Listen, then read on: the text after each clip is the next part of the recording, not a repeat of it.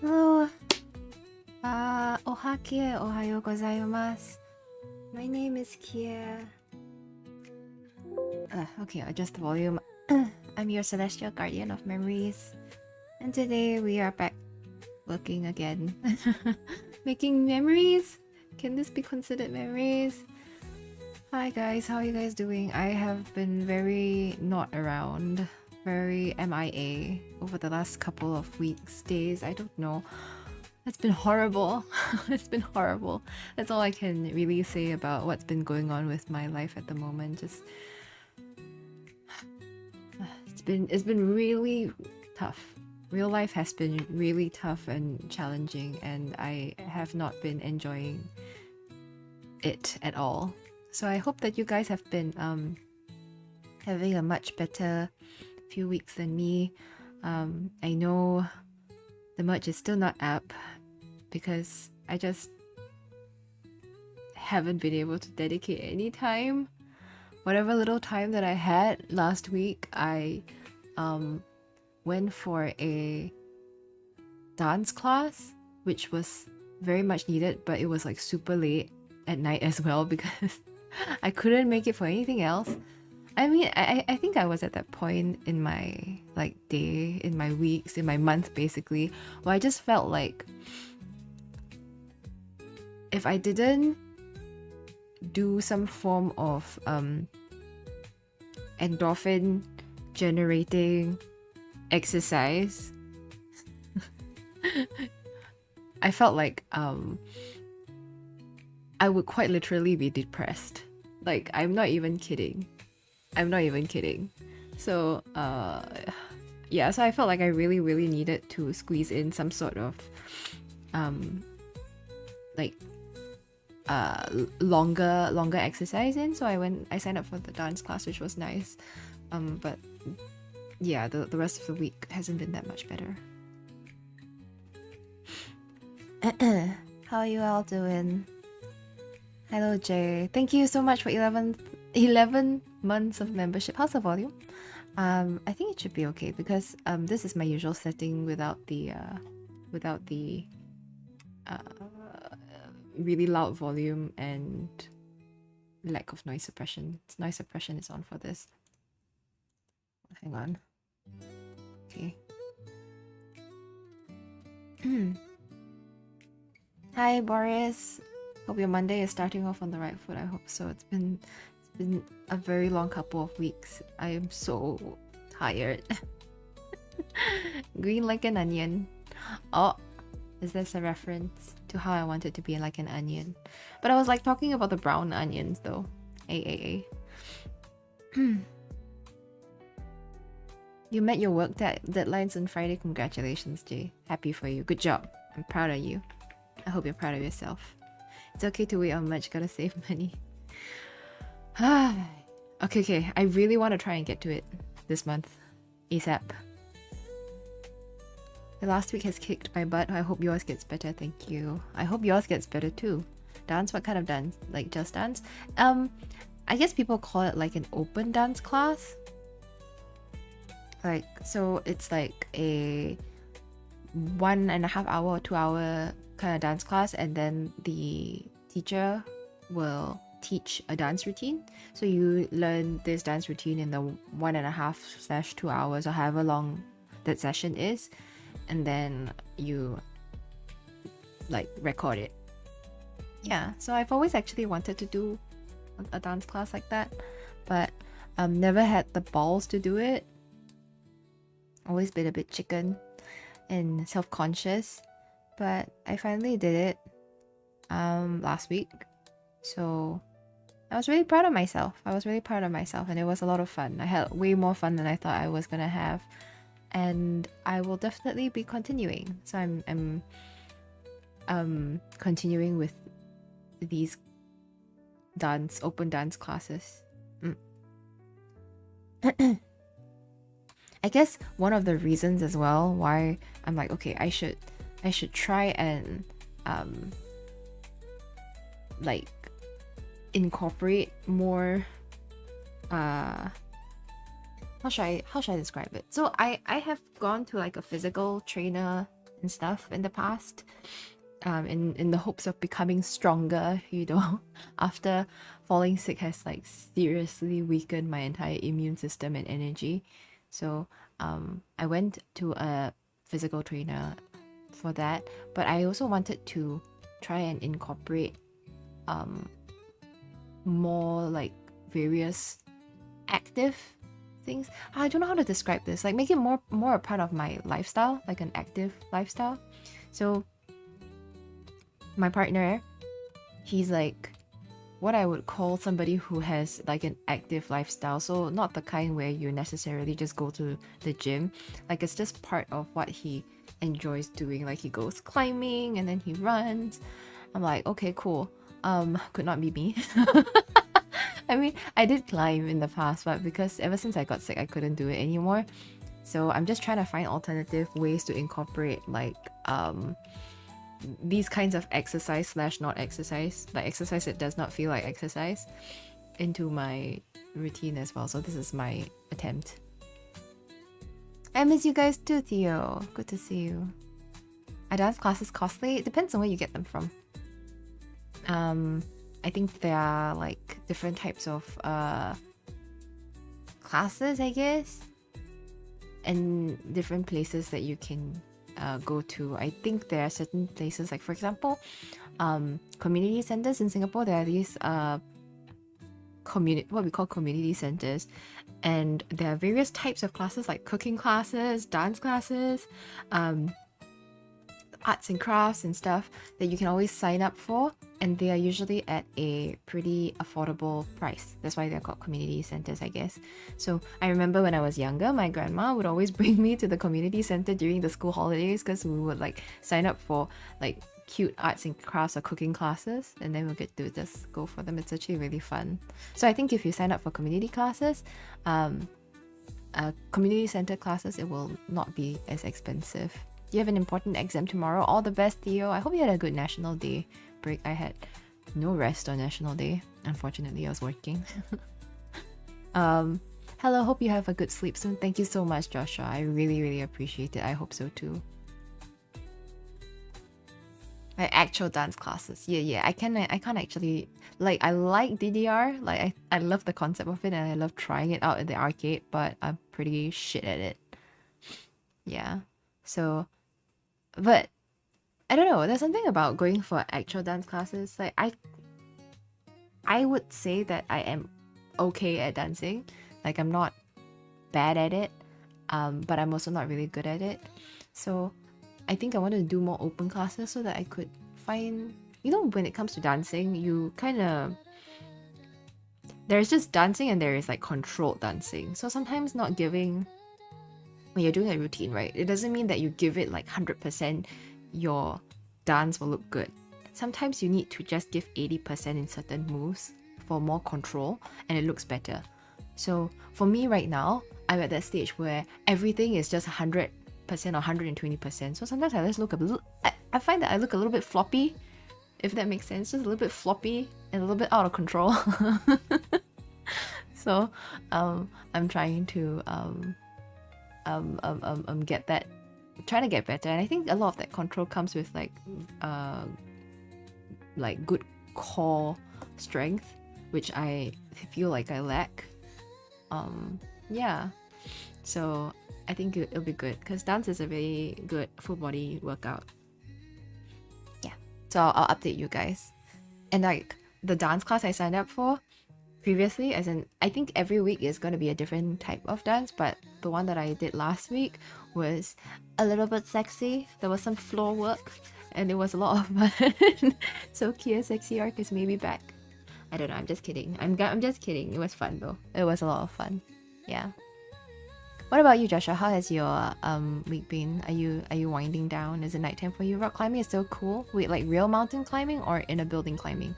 In a building climbing. He likes what do you call bouldering?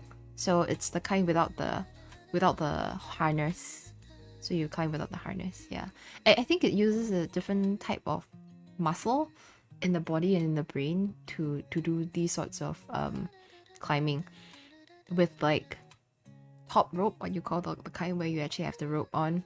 I think that one requires a lot more stamina, whereas I feel like bouldering requires more power, strength, coordination. Yeah. How many pull-ups are you up to? You know what? I haven't tried, so undetermined. How are you, Mr. E? Hello, Amia.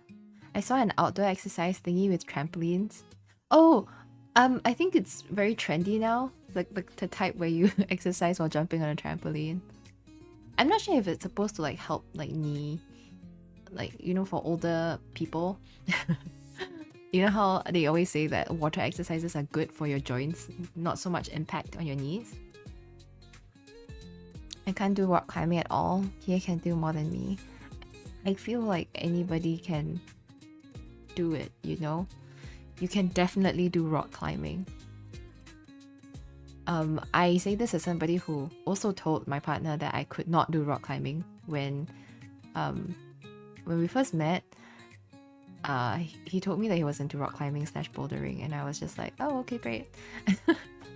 And I was like, I kind of want to like do it together with him, but my arms are like noodles and are not very strong, very, very weak. Key can do more than me. Pull-ups? No, I can't do pull-ups. I'm just joking. I can't do pull-ups at all. Yeah, so I mean, after the first climbing session, I just felt like I got hit by a truck. So, but yeah, I did it in the end, and I did it for a good year and a half before I wasn't well, and then I had to stop. So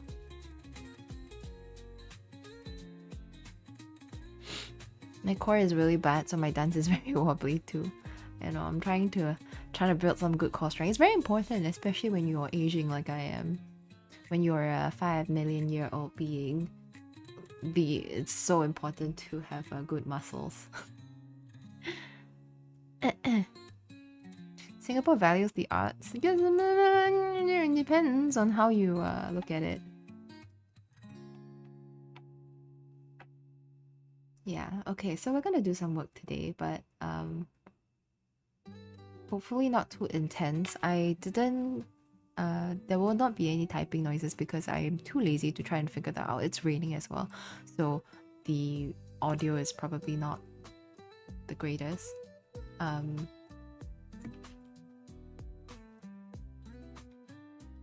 Yeah.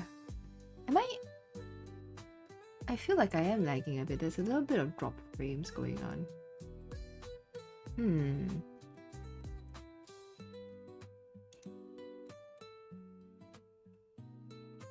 Yeah, I'm so like, why am I so wobbly? Hang on.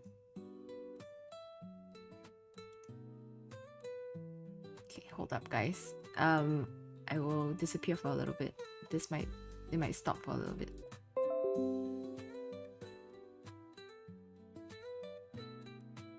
Oh, okay, I think this is much better. Hello, I'm back. Much better now. Singapore values the academics. I think that is true, but I also think that it has become better over the years. Maybe, I don't know. I haven't been in like the school system in a while, so at least I feel like in my time, 5 million years ago, in my time, the focus on academics was a lot like stricter in Singapore. It's much better now, I feel, compared to then. Okay, let's do some work. Okay.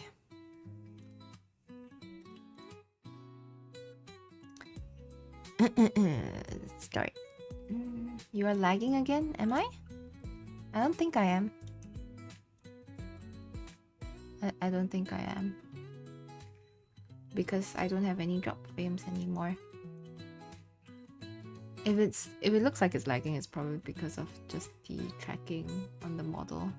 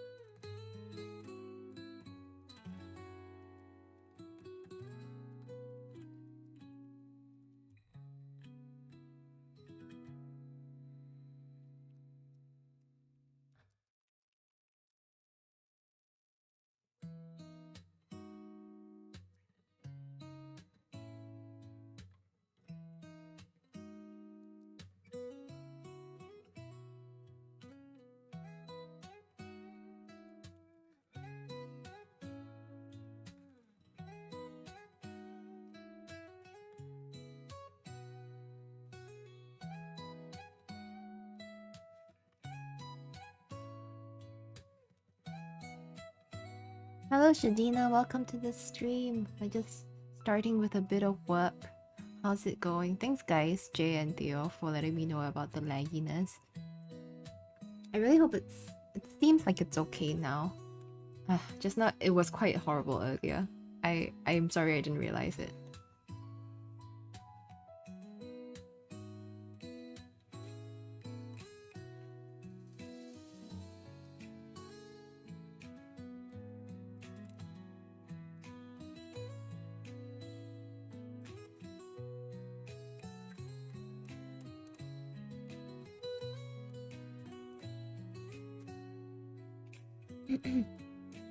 I hope you're having a good Monday or Sunday. I hope you're having a good Monday or Sunday so far. I am lagging a bit, huh? Oh, jeez. I wonder if I do this, it will be better. I haven't turned on my computer in a while, so this might be the reason why.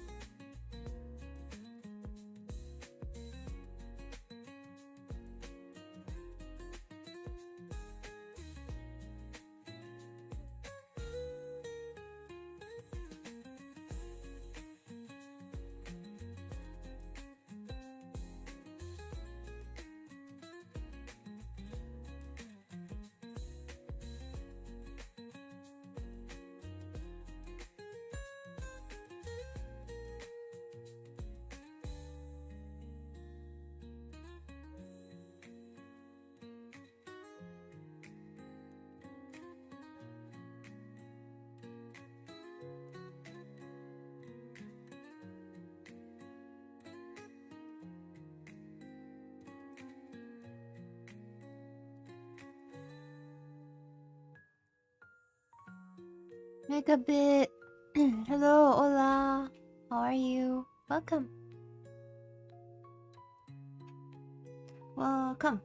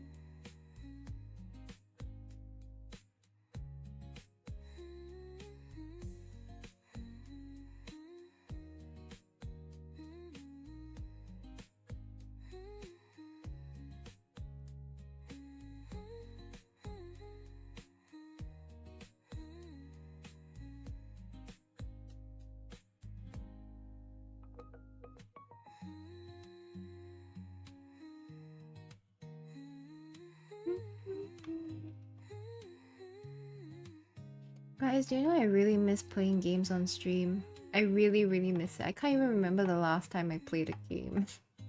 Even outside of streaming, I haven't played a game in a while. It's really quite upsetting. No Marvel Rivals, no... Oh, I do have a collab coming up at the end of this month with my friend Yuki.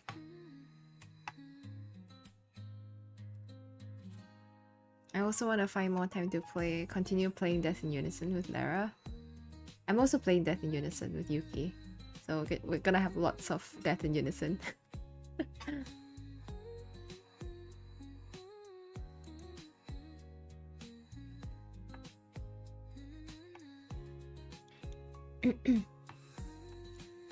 Work was that busy, how I was.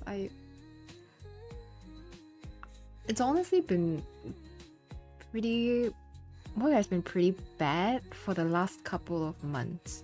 Like, even when I went on a short break and I came back, right? I feel like things never really got better. It just got worse. So like work is just getting... Like it has been months of horrible work experience, I guess. Like I can't even remember how many times I've cried. Which I honestly think isn't normal. Like I just cried again over this past weekend, which is horrible. Horrible. One shouldn't be crying this much at work. I was going to tweet like over the weekend. I was like, I really do think that my current job is causing my mental health to deteriorate to like the dangerous levels. Yeah. I would quit my job, to be honest. I would quit my job if not for the fact that I think that I definitely need to have some sort of income. I do not have the confidence to quit my job without something else waiting in the pipeline. So yeah. I have definitely been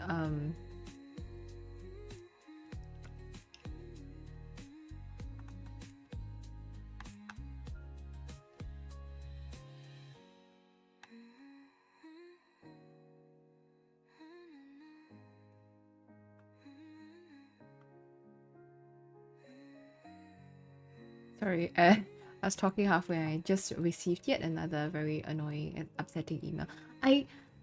Gosh.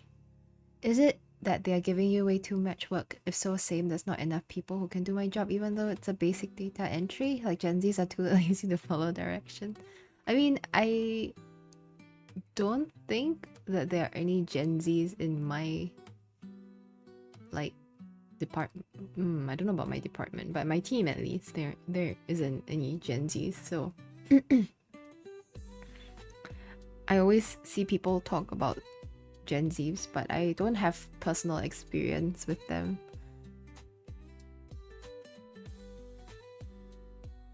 That might be a good idea to go job hunting whenever you're on break or eating lunch. I am. I actually have like scrolling the job application sites has been like an integral part of my routine for sanity. I think I am in a better mood this morning because I submitted a couple of applications again. I actually have been applying for other jobs ever since I realized that I don't think my job is going to get any better. Yeah. But I haven't heard back from people and yeah. Hello Kia. Hello Alif, how's it going? Just lamenting about my job at the moment. How are you doing? It's been a while. Just talking about how like it's been so long since I've streamed. I haven't had any chance to really unwind properly. Haven't really had much of an opportunity to play any sort of games, even outside of stream. Melting here while doing laundry. Yeah, I hear that we're at peak summer right now in August. But yeah, I am really trying desperately to find a new job. I really want to leave. Like it's so bad to the point that like this weekend was so bad that when I was sharing with Bread about everything that's been happening, he was so upset and he was like saying that if it ever comes to it, like I should definitely still think, like even if it's horrible, you should still think about like how should I describe it? If the environment is really so horrible for my sanity and well-being, and even though it's not ideal, I should still, you know, just quit even if there's nothing else waiting. Because it's not worth it. It's not worth like how it's affecting my actually affecting my physical health, because my recent checkup to the doctor wasn't very good. You guys who have been following me the past couple of months know I have been not well, right? And then I have been doing better, and now I'm not doing so good again. So yeah. If I don't get my raise in September or October, I'm job hunting. I think you mentioned your team or boss put you under the bus. Good enough reason as any to find a new job. Yeah. I mean, I think ever since that incident as well, I think over the past couple of weeks, I kind of realized that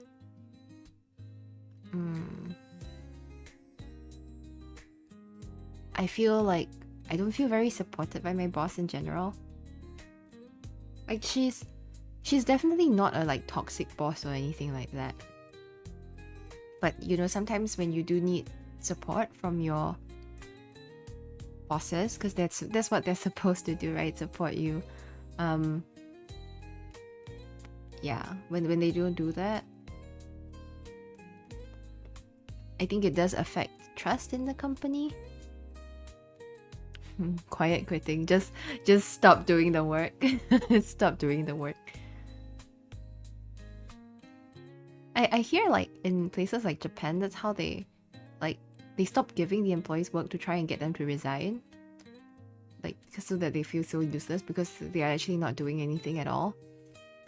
That's so interesting. Like I would like to not do any work, thank you. Just remember the workplace can do without you, and likewise so can you. That's so true. I know. I think part of it is also like my personality, where I always want to give so much. Like I really, no matter what I do, I want to give it like my 100% if I can, like anything that I'm given. But I think it hurts when you work so hard, right? And then either you get misunderstood or you don't get supported when you need your bosses or you need people the most, like when you actually need your bosses to back you up the most. And I feel like if I had the backing of my bosses, I wouldn't be feeling this way. Like, getting yelled at by different people is normal. It's normal in my line of work, I feel. So that's not the issue. like dealing with really unreasonable and unpleasant people is fine. It's just that I don't know, is it presumptuous to say that I kind of expected my bosses to be there for me? Maybe we shouldn't expect these kinds of things. You know, I've been following a lot of like career coaching and like whatever that have been popping up on my Instagram, and then this dude was like saying like you should never talk about your feelings with your supervisors and stuff. And I know theoretically you're not supposed to like expect things from your colleagues and stuff, and you shouldn't like be giving your whole life to your job. I'm not giving my whole life to my job, obviously. It's just okay, I say that, but then after I work really, really hard. So I don't know. Hello, Judas. Oh gosh, it's been a while. Hi, how are you? Bosses are glorified cheerleaders. They stop being the cheerleader, they become slave drivers. So instead of inspirational speech, it's just whiplash. It's just the whiplash. Whip. Also, hi, I'm munching. Hi, Zephyr. It's good to see you. Oh man, it feels so good to be streaming for a little bit and getting to talk to you guys. Like I've genuinely missed you guys so much. 안녕하세요, 그자마 법사님. I had to learn the lesson. It's why I left the first job and started fresh when I moved. I'm glad you. I remember you talking about this, and I'm glad that you left. I know. I really think I'm slowly approaching my breaking point.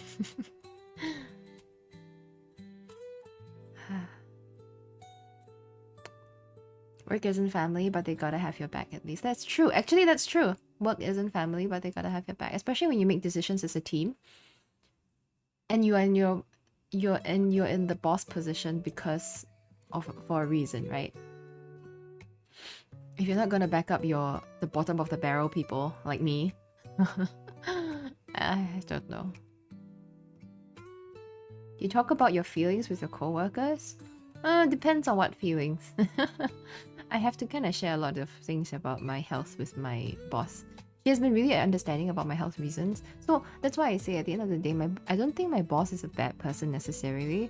Like, she doesn't yell at me. She's not the person who's yelling at me. It's other people who's yelling at me. I think it's the support against these people. Yeah. A boss should support their subordinates even if it's only in a professional sense. Actually, that's true. Yeah. So I guess it kind of made me realize a little bit that my boss may not be a fundamentally bad or toxic person. And she may help me a lot in terms of my professional growth, but I think it also is very important to have a boss that is willing to back you up and to be by your side when things get a bit tough. Yeah, maybe I'm expecting a lot. I don't know. I remember because I was trying to talk to my dad about this, because you know my dad and my mom have been like working for way longer than I have, so sometimes I feel like, oh, maybe they have a little bit more like perspective on working life. We're just gonna ignore the Pomodoro timer. We're just talking anyway. Yeah. But my dad didn't really have much to offer, because I was like hoping that maybe my dad or my mom would be able to tell me a little bit more like about the POV of my bosses, maybe like why they don't do that. But Yeah, I guess there's just no explanation. Well, as a boss, an employee should never get too close to their boss, because one, they will use you, and two, you will get hate by employees even if you didn't do anything. Actually, that's true. That is true. Yeah, even when it comes to like different types of opportunities, like, because I guess in a certain way people can tell when you are more of like a higher performing individual and you're doing good work. And of course, when you're doing good work, your bosses like you better, right? Because, you know, you're reliable, you're doing a good job. But then after that, when you get opportunities as a person who is of a lower rank, people start to like say things, or they think things. And I've never really let that bother me too much, because I've always been like, look, my work speaks for itself. Like, if you have something to say and you're unhappy about the opportunities I get, you just need to look at my work and like ask yourself why I'm producing the quality of work that I'm producing at a level that is lower than you. You know, as in at like a title that's lower than you. Then I feel like you wouldn't have anything to say. So I think like I got promoted at a lower, how do I say it? I got promoted within a shorter amount of time than most people do. And I knew for a fact that people would be like, like, why? But I never really worried too much about it, because, yeah, like I say, the quality of the work speaks for itself. And I think it's come to this point where I guess recognition has become, like, recognition is great and everything, but it's when, how do I say, when things are tough and you don't feel like you have support, that's when it's not so great. Yeah.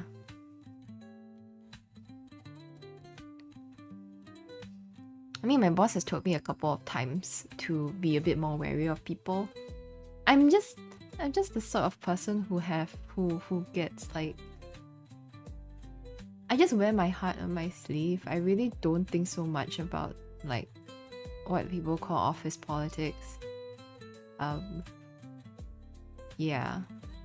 But she was like telling me that you should be a bit careful about the things you say. I'm like, why? Why?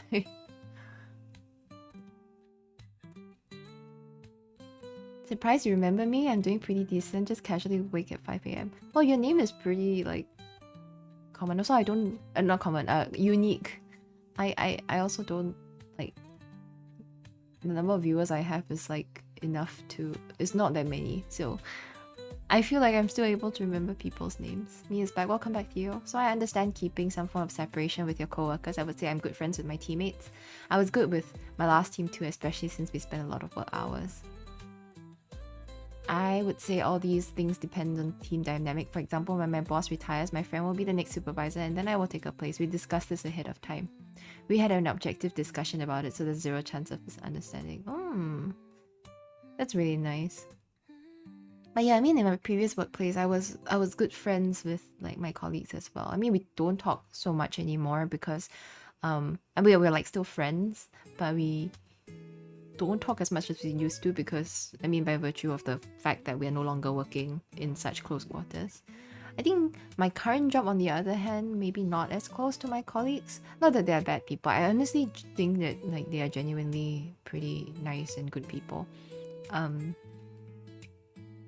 Yeah, but I guess maybe different life stages and maybe our personalities are a little bit different. A lot of my colleagues are like quite a bit older than me. Yeah. And like they are at different life stages, you know, they have children, and I don't really have anything to talk to them about with regards to children. But yeah. It's the bad cop, good cop dynamic. If the bad cops are other employees, the good cop should be the boss to balance it out. Because if not, it burns the heck out of employees. Take it from my supervisor. I realize you learn a lot of things like from working in a, like, as an adult and you work in a working environment. Nobody teaches you how to navigate these these dynamics and these environments. Very different from school. After a while, dads and moms can provide mostly head pads and food. That is true. I remember when I was crying this past weekend, my mom just came over and she gave me a head pad. Yeah, she couldn't really do anything, and I'm sure like my parents felt kind of helpless. Congrats on the promotion. Thank you, thank you. Thank you. But you know, it comes to this point where you feel like no matter how much money they give you, it's not worth it. That's when, you know, it's kind of serious. I've been watching a lot of like vlogs of people like talking about their unemployment arc. Unemployed arc. Did they put your portrait on the wall as employee of the month? It doesn't work that way. Your teammates got jelly? No, I don't think they purposely got jelly in that way, but there are different ways that you can tell that they are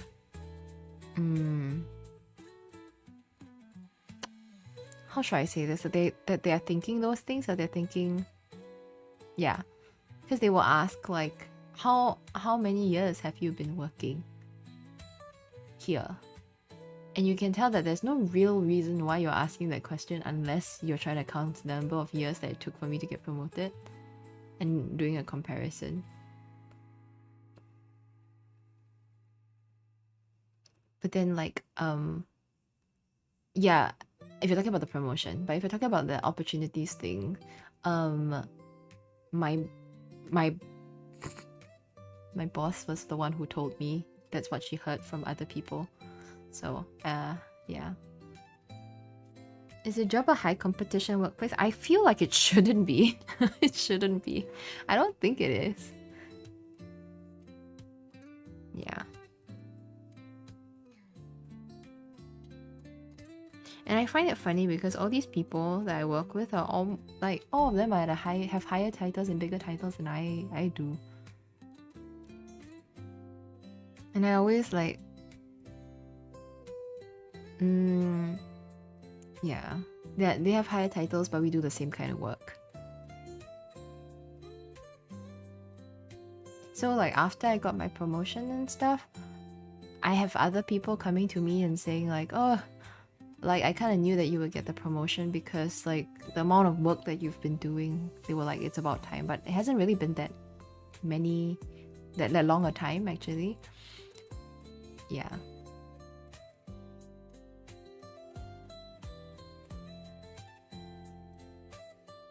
The pizza. 13-year-old me really cooked with this one. It's great. Great name. Office politics is one hell of a struggle. Yeah, I mean, I think after working in the workforce for a couple of years, I realized that I used to be the kind of person who's just like, yeah, I never really need to speak up because my work will speak for itself, right? I've always been just that kind of person. Just look at my work and you like, it will speak for itself. But I realize now that you also need to, in order to get like promotions or recognition, you also need to make sure that you have the visibility. So you got to make sure that you put yourself in front of the big bosses so that they are aware of the work that you're doing. Yeah, and when your bosses give you opportunities, you really have to like seize those opportunities and not be like, oh no, it's fine kind of thing. You gotta seize those opportunities.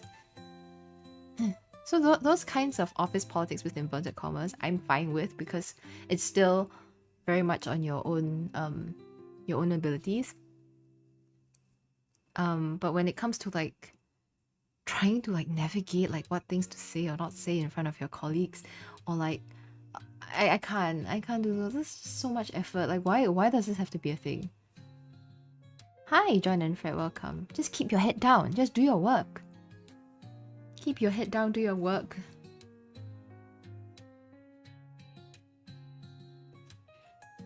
I understand the dynamic of people not seeing their colleagues as fellow comrades, but instead as competition. I never got it, but maybe it's just me. Yeah, I don't really see my colleagues as competition either. Yeah, but I don't know if like I give that impression to some people. Yeah, because I've also like my boss had to come to me and ask me as well if I ever felt like because she gave this particular work that I would typically have done to somebody else, and that colleague was asking my boss if Kia would get angry. I was just like, why? I have so much work. I'm totally fine with you having like doing that work. I can't take it on anyway. Because to me it's like it's more about division of labor, right? So certain things maybe would have been my thing to do, but if my boss assesses that I have way too much work and wants to give it to another colleague, go ahead. Like, seize that opportunity, girl. Yeah. And I'm like, why would she think that I would think that? Just do it. Just do the work. I'm fine with it. I usually soft reset whenever I feel sad. What do you do when you soft reset? People, man, instead of working on their own bed, they get jelly if you have a bourgeois comforter.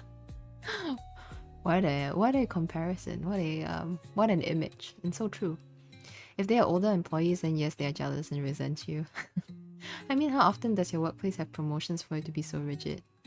I think in certain jobs in Singapore, you need to hit a certain number of years of work. That's how it works. Before you can be considered for a promotion. Yes, it may be ability based, but I think part of it is also time based. So I guess in certain companies they regard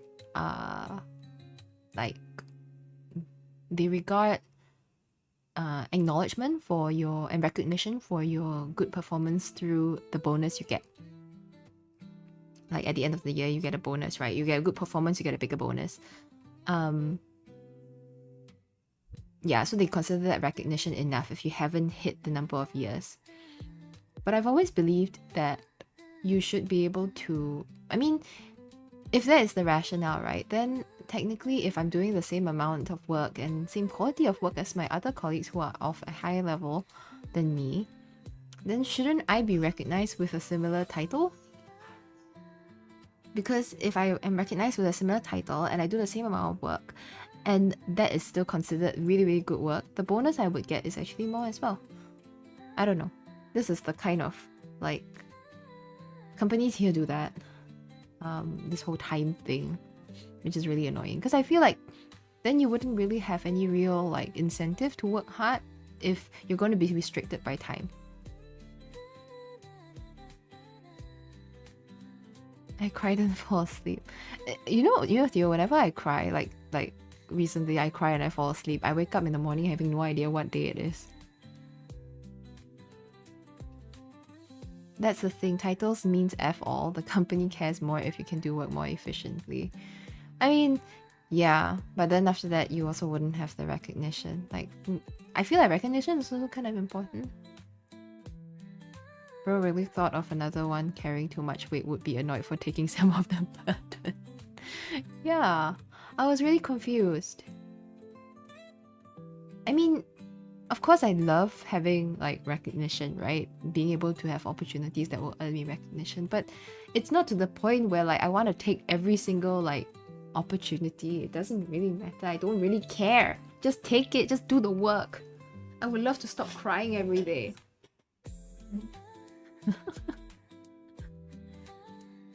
In here, if you're too old working for the company, they will find a way to fire you to not give you benefits.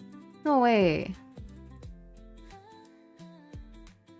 That's definitely the fault of the boss thinking you would get mad for getting less work. Yes. I mean, that was what my boss told me because that was what my colleague told her. Supposedly in confidence, I guess. But because my boss needed to just, I guess, clarify with me just in case that was really what I thought. Yeah. To which I just assured her, no, please go ahead, give it to my other colleague. I am perfectly fine. I am like swamped. I'm dying. I am swimming in work. Please take it off my hands. My boss sounds like a nice person. She is. She is a nice person. Like, genuinely. She is a nice person. She's a great person. She's actually really like understanding about my health situation, which I'm very, very grateful for. All the opportunities, I'm also very, very grateful for. All the recognition, I also am very grateful for. And the fact that she pushed for my promotion, I am also very grateful for. What I'm not, but that doesn't change the fact that there's been all these instances where I haven't felt supported, you know? It's the during the bad times situation. Yeah. She's always been there through the good times, you know, to really uplift me and like make sure that I shine. But when things aren't going so well, she's not there to like not to get me out of these situations, but at least I just needed to feel like her hand on my back, you know? But she was not there. I don't know where she is, and she's just not there. And then she gives me bad advice and isn't there to support me through the bad advice that she gave me. I cannot really go too much else into it, but I don't know if this makes any sense. You know, as somebody at the bottom of the barrel, and then you're like, your boss tells you to do certain things, right? And you're like, in your mind, you're like, I don't think that's such a good idea. But okay, fine, because my boss says to do that, right? I will do it. And when things go to shit, she's just not there. Then I have to be like, oh, I'm cleaning up the shit by myself. While getting more shit thrown at me. You know, that kind of feeling?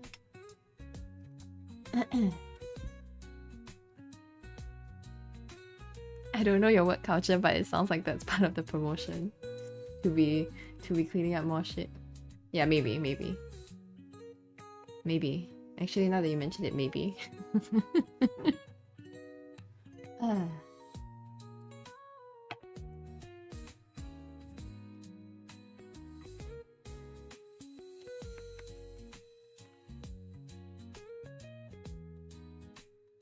Thanos, are you Asian?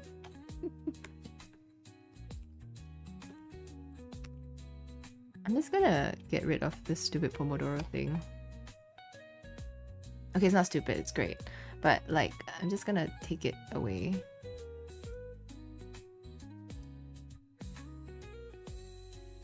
And just change it to with some chatting.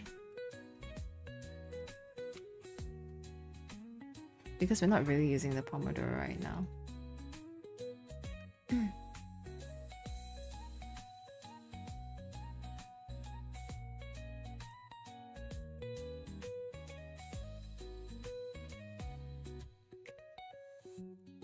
Pomodoro does work for me.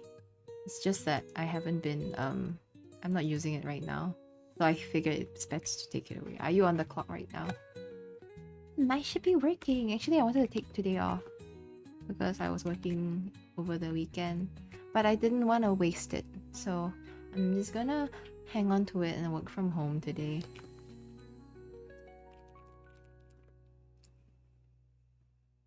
Now Kia has to balance it again by being a boss girl and demanding more from other employees.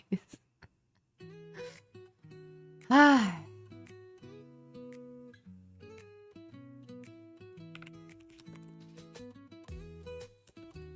I was talking to my dad about this, that like, I felt like I think I've worked enough years to now develop my own sense of what I feel is right and what should be done in a certain way that may not necessarily agree with my boss. I think I've passed the stage in my career where I just do whatever that my boss says, but I would never do it in a way that goes directly against my boss. Like if I do not agree with my boss in certain things, I will do it my own way as long as it doesn't affect other people. But if it's a direct instruction from my boss and there are repercussions, then I will definitely follow my boss even if I don't agree with her. Yes. Even if it means dealing with the shit, I guess. Gotta keep the tradition alive here. You know, I genuinely think...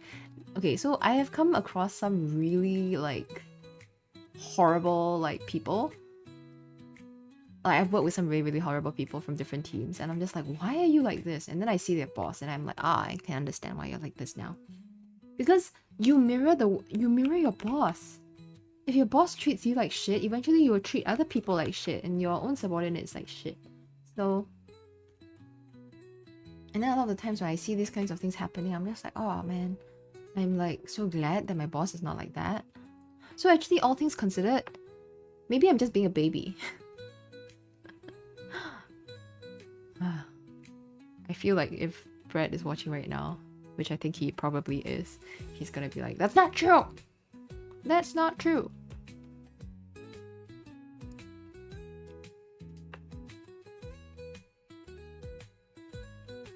Work from home becoming a thing is good. That's common with higher ups. Yeah, I don't understand. And you know, sometimes it's not even the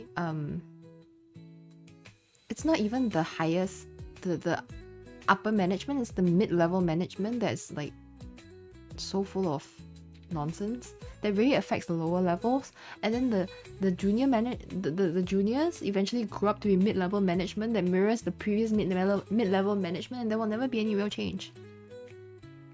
Thank you for the stream, Kia. Have a good rest of your day, and may the support of the Kiwis help you. Thank you. I feel like you guys are giving me therapy. Have a good evening, Boris. Good night. Thank you. I'm good. It's so good to see you. I hope I'll stream more this week, hopefully. Fingers crossed. Do you enjoy the work? Not anymore. I used to, despite everything. That's why I'm like thinking it's probably time to move on. But I can't find a different job right now. Like, nobody wants to hire me. The market's not good. Yeah, in Singapore at least. I'm not sure about other places.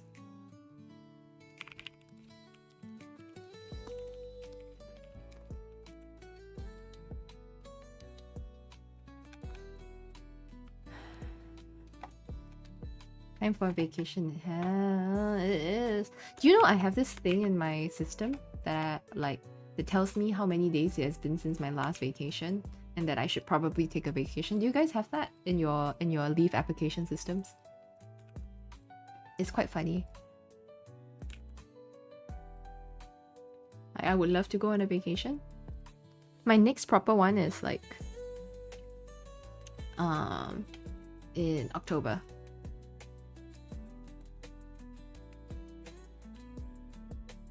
Oh, quick, go to bed. Boris, thank you for sticking around to talk for a little bit. Well, it's middle management because the higher ups barely know what's actually happening in the company. Yeah, true. True. I guess also in this way, like, I am grateful for my boss because she, right, really wants to make sure that the upper management sees the work that I have been doing, or we have been doing. So she makes sure to give us opportunities to be seen by upper management, which is not something that a lot of bosses do. But again, regardless, that's during the good times, right?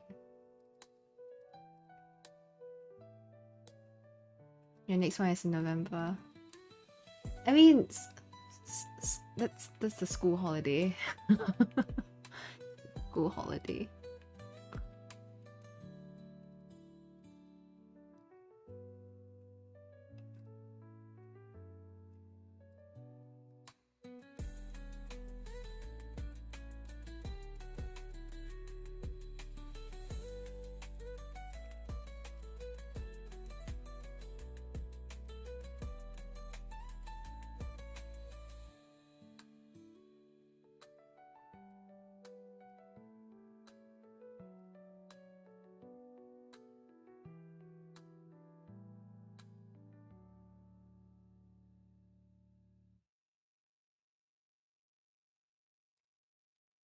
I'm just doing something real quick.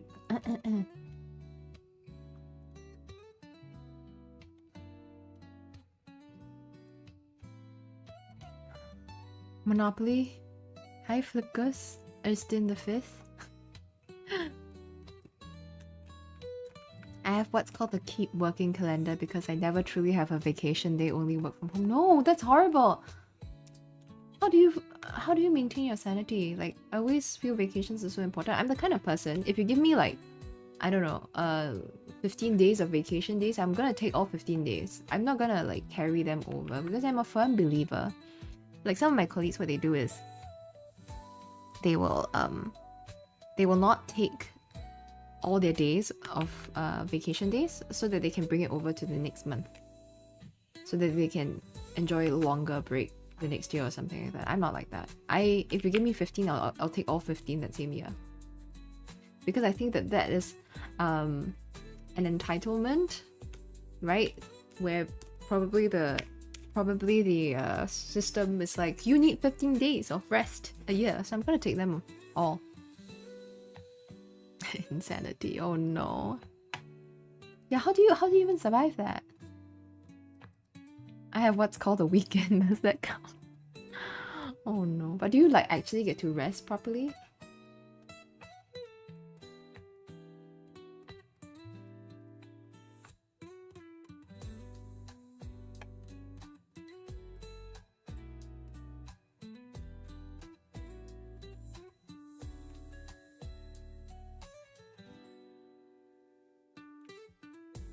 Guys, I really hope I get a job offer, a job interview, and then job offer soon. I really don't want to stay here for that much longer. Like, I was actually fantasizing about leaving. Like this weekend in particular, I was like, I really just want to quit.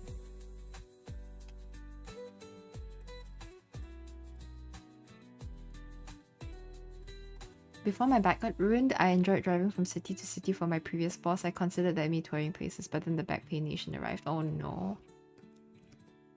I guess you kind of have to do what you can to like see the silver lining in all these kinds of situations.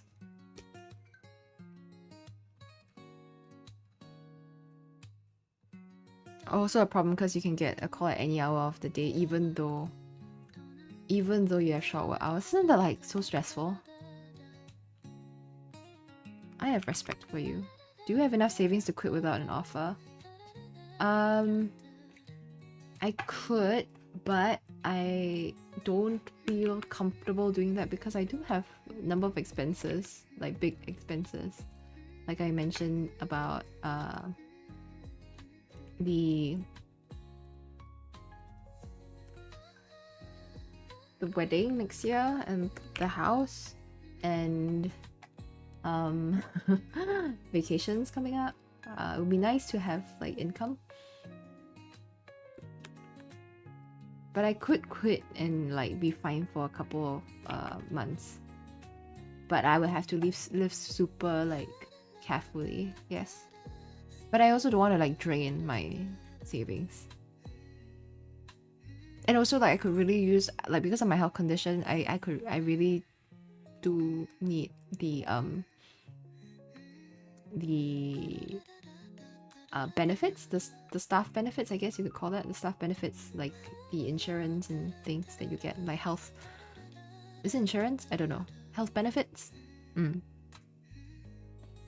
you signed up for BTO? I have. So we're just waiting for it, but there are expenses that come with that.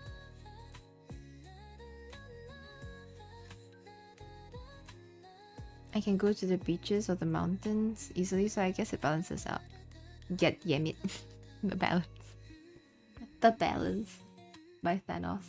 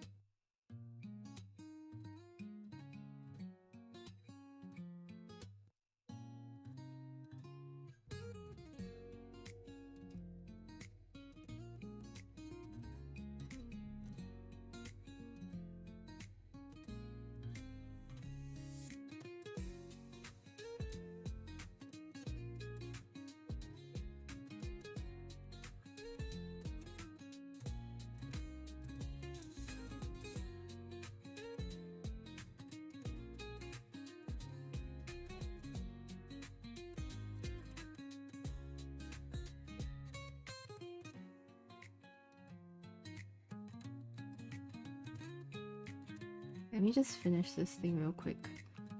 Gotta submit this report to my boss before I continue complaining about work. Ay. Does Singapore have low cost of free insurance when you have no income? I think there is like certain support. There's certain government support schemes for healthcare. Yes.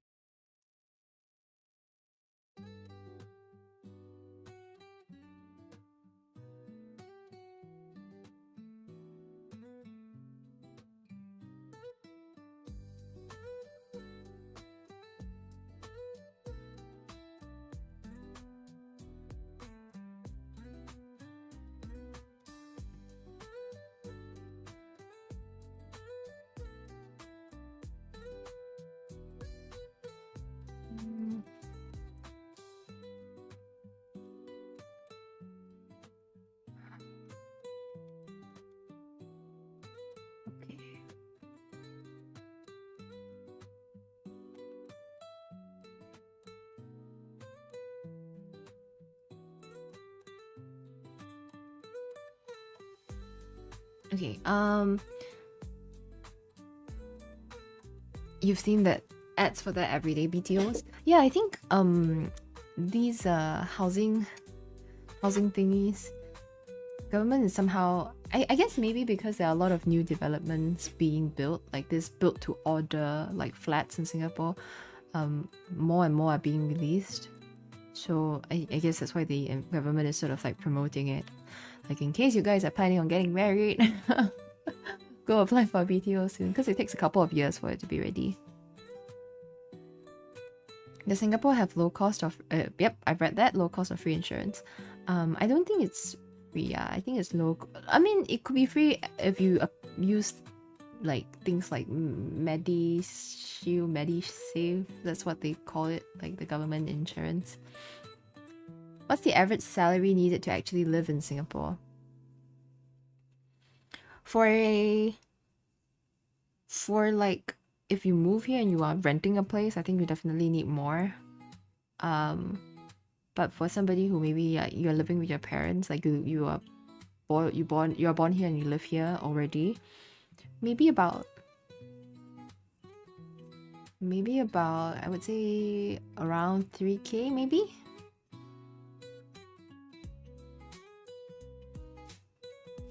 When I started working, yeah, when I started working, my pay was around there, but I don't know whether things have changed.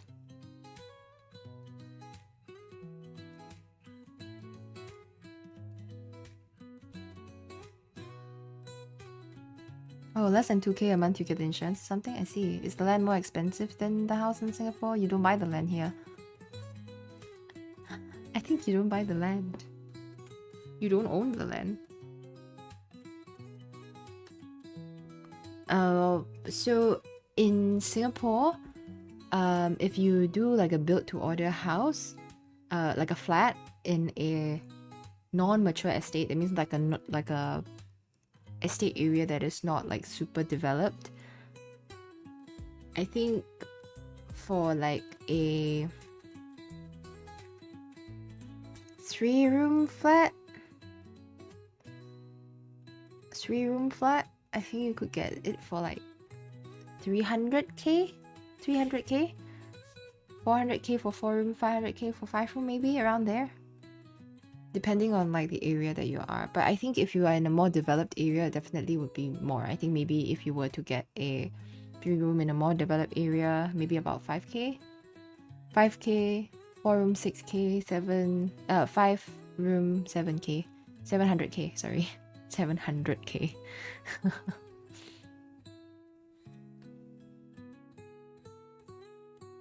You don't own the land as long as you don't buy landed property. Yeah, that's true. Yes, correct.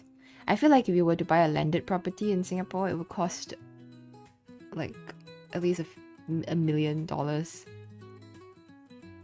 don't even know whether you can get a landed property for $1 million these days, since flats now can cost close to 1 million as well, depending on where you get them from. Like if you buy a resale flat, 800K is not uncommon, 900K. And especially in those really like popular areas, you could get a flat for 1 million. That's just crazy. A flat for 1 million.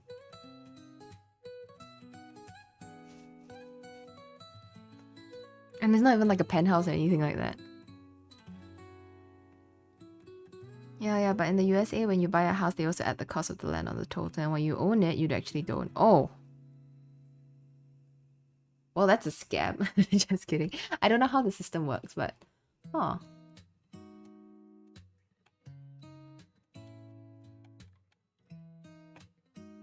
Most of the landed property at the moment is over 5 million? No way. What?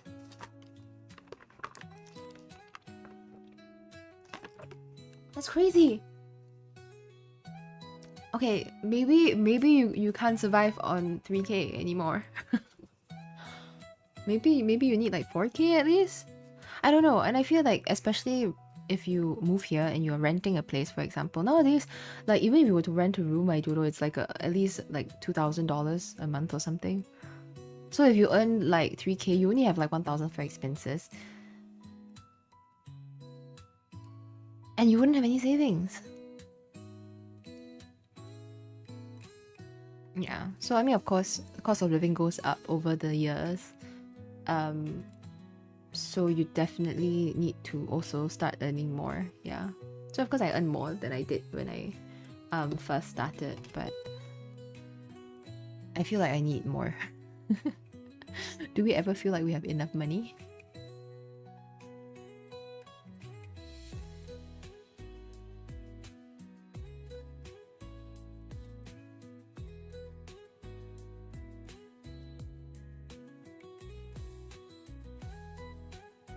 Yeah.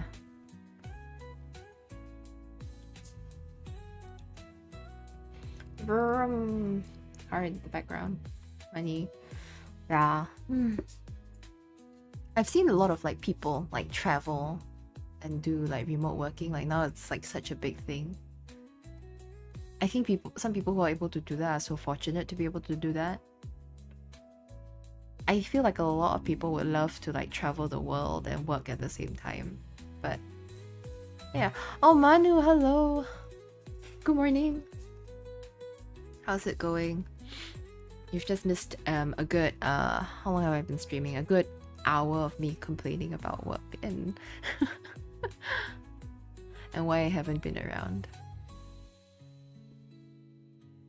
408 million. Okay, this is insane. I mean, this is for the ultra rich. In Singapore, you have like people who are just ridiculously rich, sickeningly rich. But that's definitely not like the usual.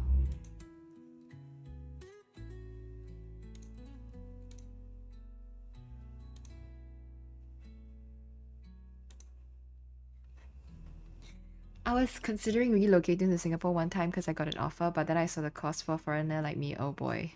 Yeah. I mean, it's good to work in Singapore in a way where if let's say you're able to somehow manage the cost of living here, the amount of money you earn here, and then like if you the exchange, how should I say this? Like, cause I have some friends, some Malaysian friends who work here. They say that the amount of money that you earn here when you change it, when they bring it back to Malaysia, it's a lot more, that you can do a lot more with the same amount of money. So, but that comes with like having to manage the expenses that it costs living here. So,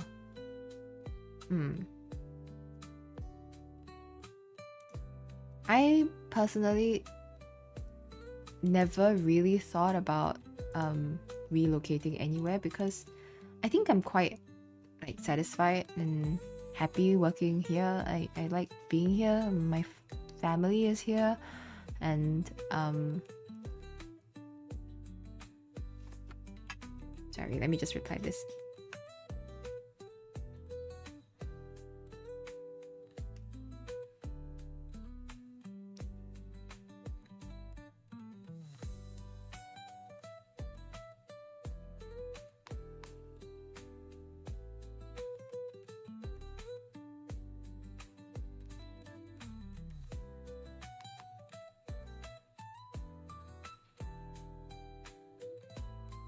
Back here, Malaysia is just one train away. Well, depends on which part of Malaysia you live in.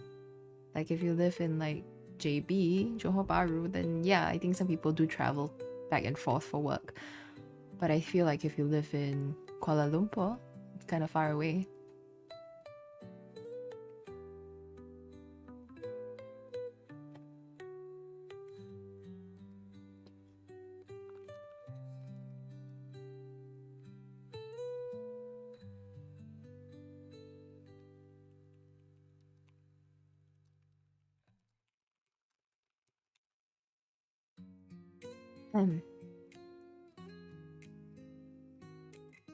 Japan is only one flight away too.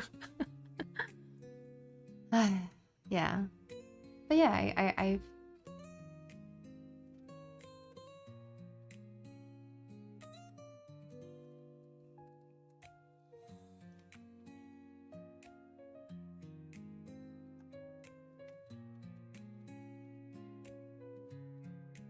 okay.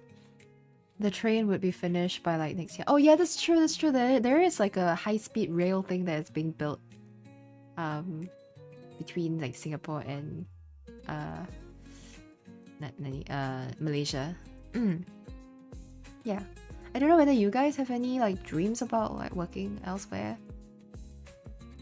Like, I know like I have friends who really want to go to Japan to work or like Korea to work. I have like friends who, like a colleague that I used to work with, he wanted to like live and work in Japan, so he took up a teaching opportunity in Japan and has been there ever since, like in a rural part of Japan.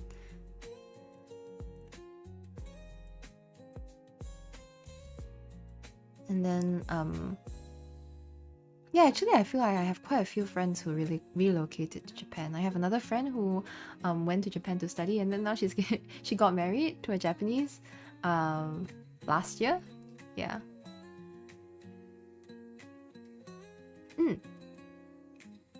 Oh, it's just from JB to Woodlands, I see. Not the fancy high-speed thing. Yeah. She is the main character. But like that friend of mine has always been like this. She's been really good at studying Japanese. Like we went to high school together. That's when I first got to know her. She self-studied Japanese, and then yeah, she got N1 Japanese like really early on as well. Rural Japan I could see well. Urban Japan, hell no. No, it's quite funny because when I saw him, the last time I saw him, which was really long time ago, we met up and then he said his hair was like super long, and then he said that like he couldn't find a place to cut his hair that he trusted to cut his hair, so he just grew his hair long to like, yeah, until he came back to Singapore, and then would cut his hair. But he doesn't come back often because I think flights aren't particularly cheap either, and it takes a while to travel from that rural part of Japan to come back to like Singapore. So I think he only came back because of a wedding, like a family member's wedding. So that's when we saw him, and then we were like, whoa, your hair is so long. Japan would be nice, but quite a challenge. Yeah. I don't know. Never really thought about it. I think maybe like going overseas is more like for a vacation for me. Don't think I really want to work anywhere else. Yeah, quite happy working here. Quite happy living here as well. I would like consider like traveling the world and like on a sabbatical kind of thing. But I mean, I definitely don't have the money for that. But I would do that if I could. But working and living wise, definitely in Singapore. Like all my family's here. I also want to eventually, if I do start a family, I want to start the family in Singapore as well. Despite everything, I know that there are some people who like move abroad, like to Australia or something, because they don't want to put their children through the education system here in Singapore. It's super competitive, you know, academics, like what Theo is saying. Like despite it being much better than it was in the past, it's still quite like academics focused.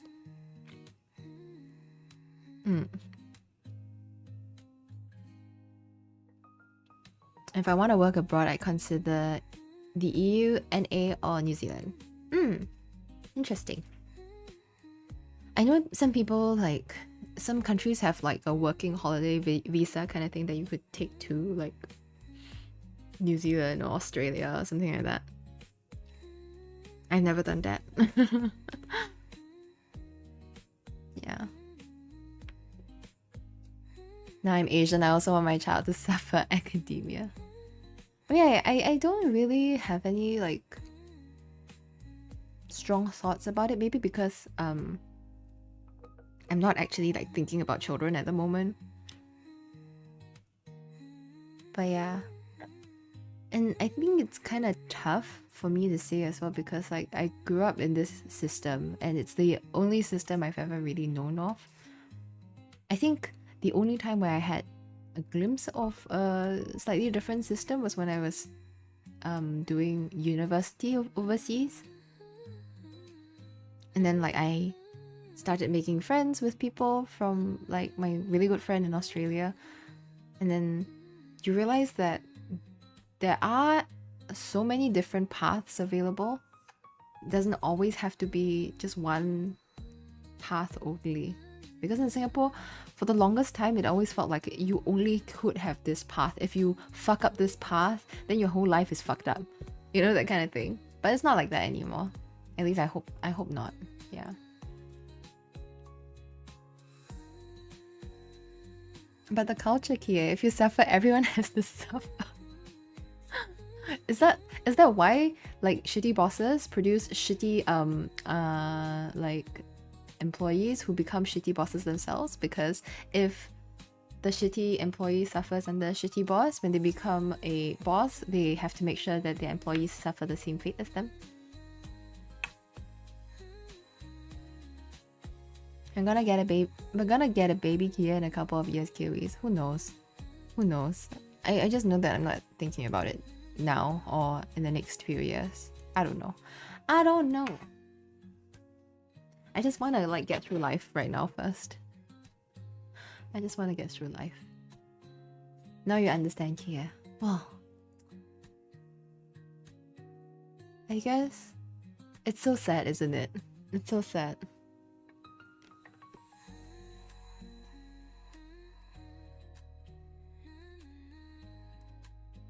Let me just finish my sandwich. Not sandwich, my toast. I don't call it a sandwich.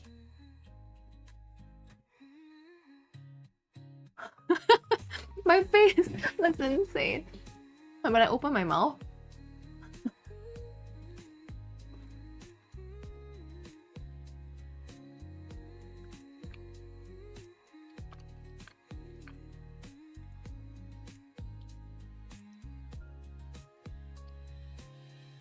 you know, I feel like Asian families tend to joke a lot about having a football team-sized family, sorry.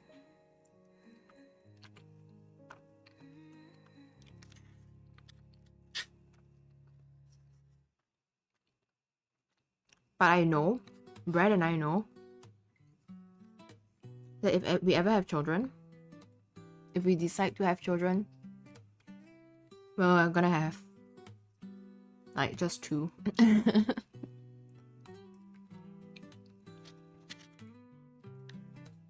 I feel like if I wanted to have kids, I would want 2.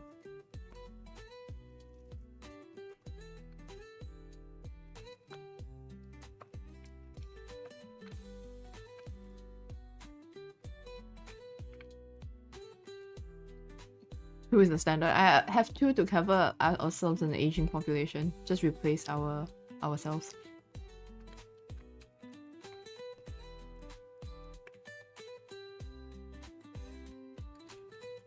The eyebrows move too, yeah.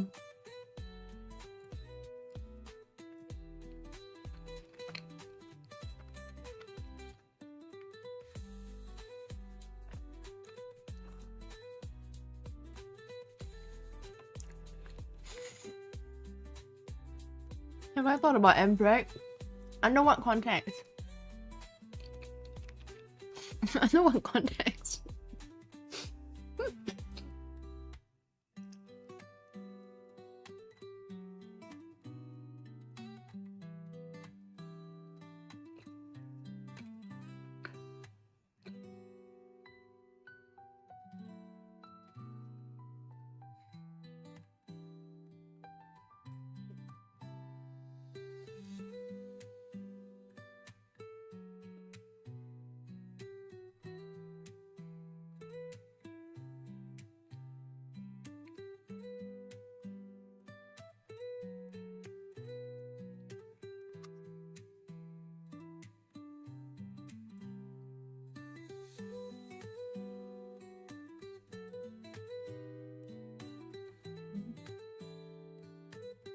I'm gonna wash my hands. Just give me a moment, guys.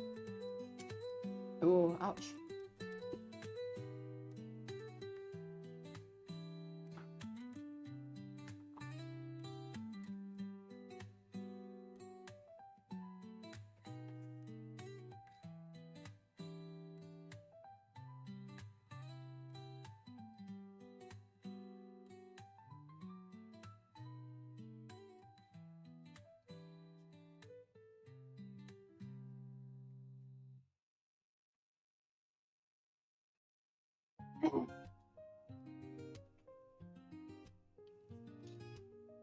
What even is wait, hang on, what even is mpreg? Wait, what? Hang on. Oh yes, it's yaoi terminology. Yes, it is. Like male preg.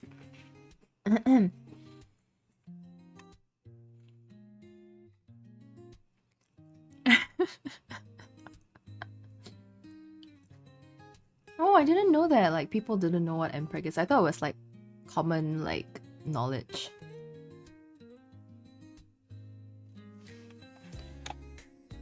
Ah.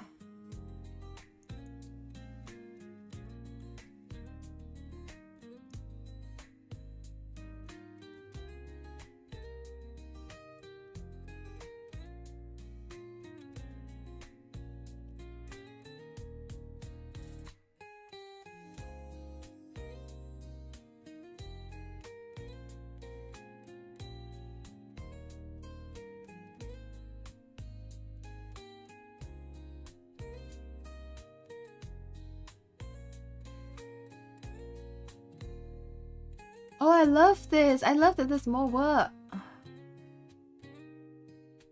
Sorry. I'm so triggered right now.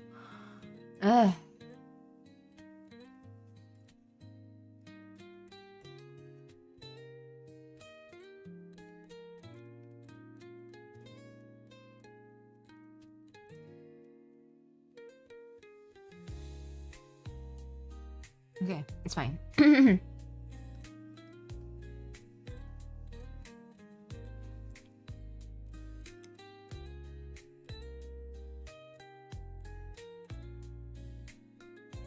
Did you like the NDP song for this year, Kia?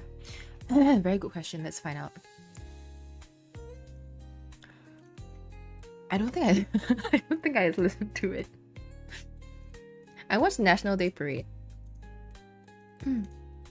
Maybe I should.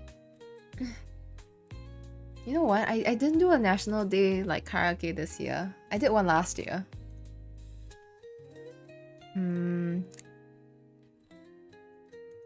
I think it was nice. It's by Charlie. What's his name? Charlie Lim? Charlie NDP. You know what, guys? Let's listen to the National Day Parade song this year. Yeah, Charlie Lim. Okay, just a minute. Let's listen to it. I'm gonna get copyright strike, but it's fine. Can you guys hear it?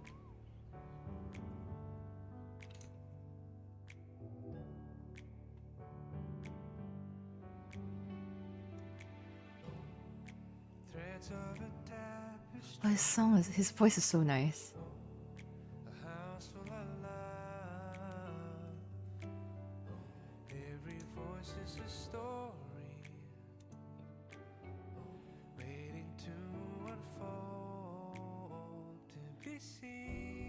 Oh, this bridge is so nice. Is it bridge? I don't know. The build up.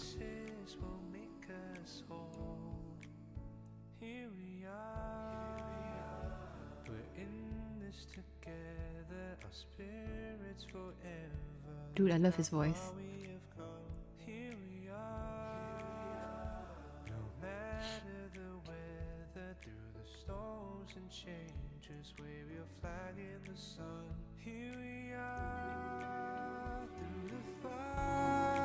Okay, increase louder.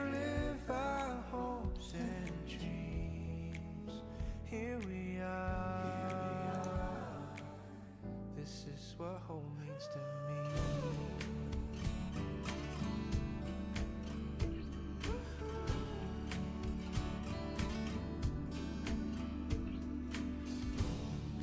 Do you remember when we sailed through seasons of change? Our journey's not over. I'm so glad you're my neighbor. We'll look to each other as we face the unknown. Just know you're never on your own. It's so chill. Here we are, Oh, it's good Chan.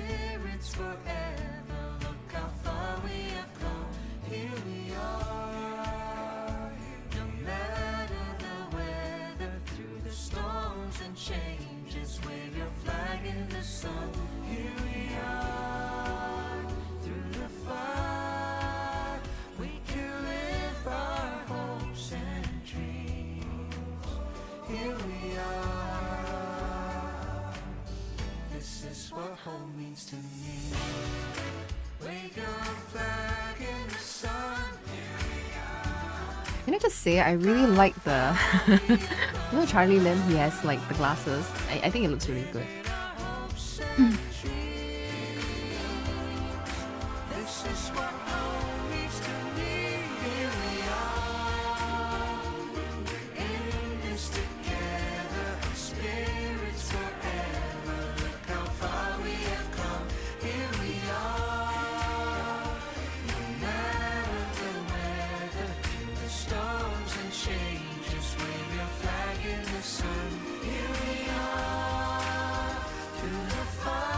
So pretty.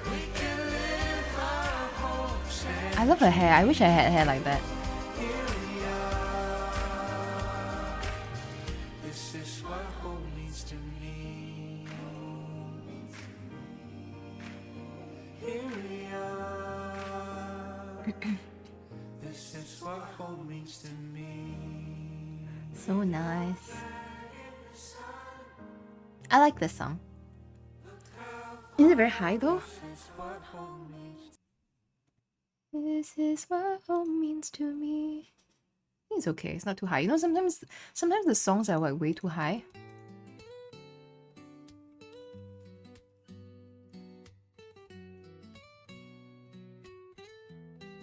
It's like people like analyzing the part where it goes to B minor key for a split second before modulating back to D really tugs at my heart, bro.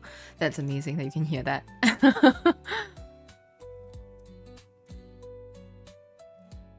Oh, links? Yeah, sure, here you go. Let me just link it. Just a minute.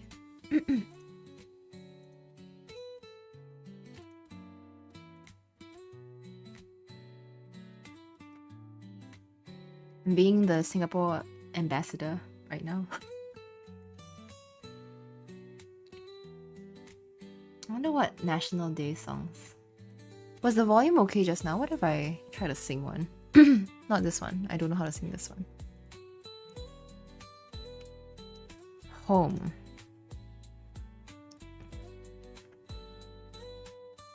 Home.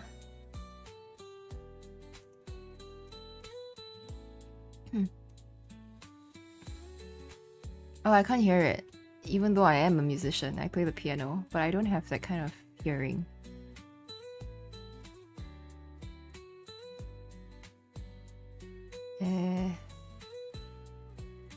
Instrumental. Is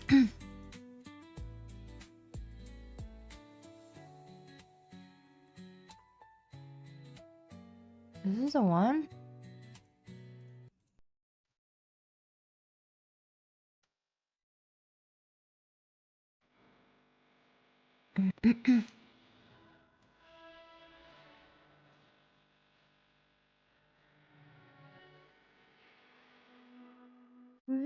Yep, this is the one. Whenever I am feeling low, I look around me. Let's see, where is the... Home also does not have Singapore. Are they supposed to have Singapore in the lyrics? I'm okay, like compared to my voice? What about with reverb?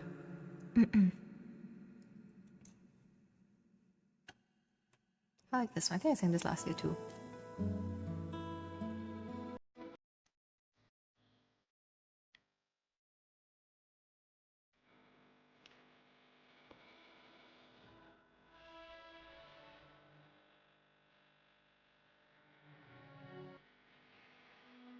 Whenever I am feeling low, I look around me and I know there's a place that will stay within me.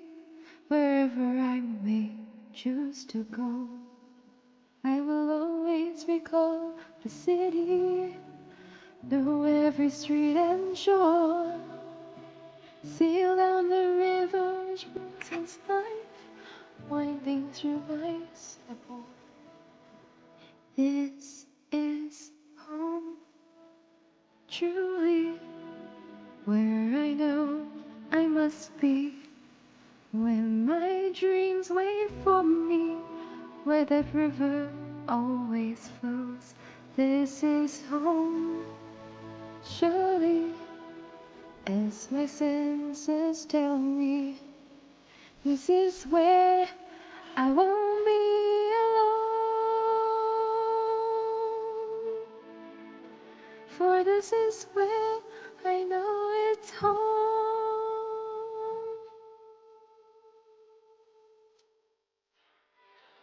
And there are troubles to go through, we'll find a way to start anew. There is comfort in the knowledge that home's about its people too. So we'll build our dreams together, just like we've done before. Just like the river which brings us life, there'll always be Singapore. This is home, truly, where I know I must be.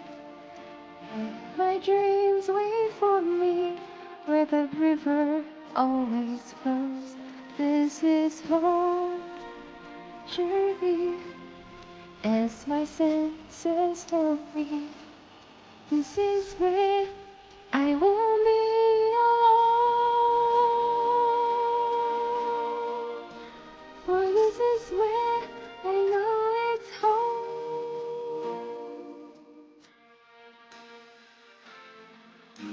This is home, truly, where I know I must be. Where my dreams wait for me, where the river always flows. This is home, surely, as my senses tell me. This is where I won't be alone, for this is where I know it's home. For this is where I know it's home. For this is where I know it's home.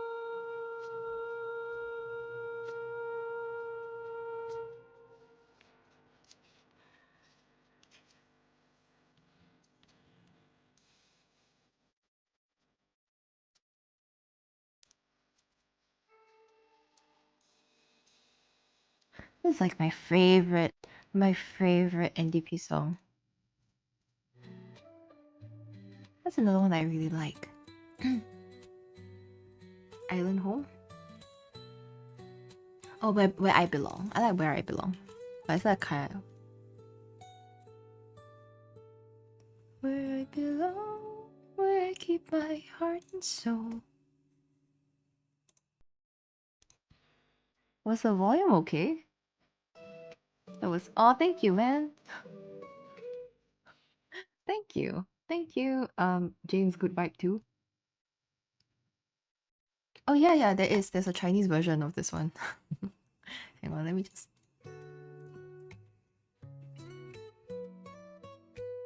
Is that a Chinese version of Home?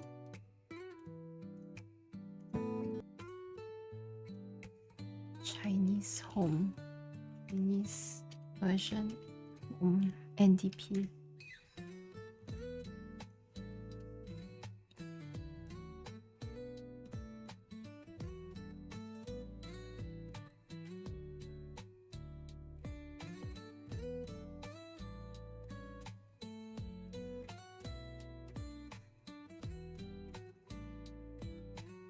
Where's the Chinese version of this?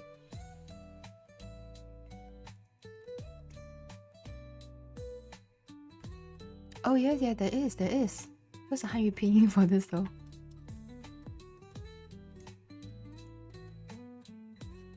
Work with me with no working. You know what? It's 12. It's lunch break.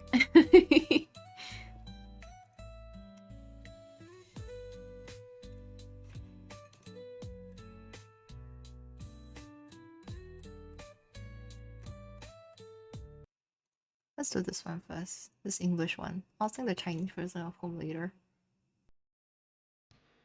This is also really nice. I like this one.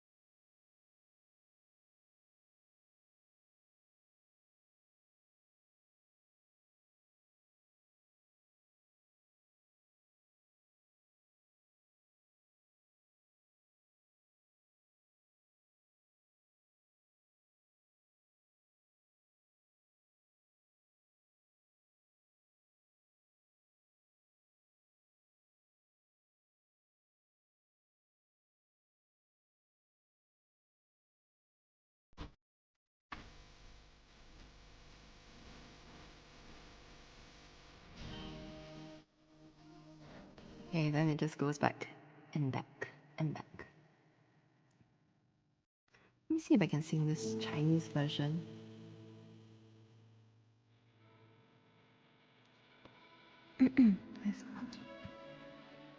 What if I can't read the words? 前行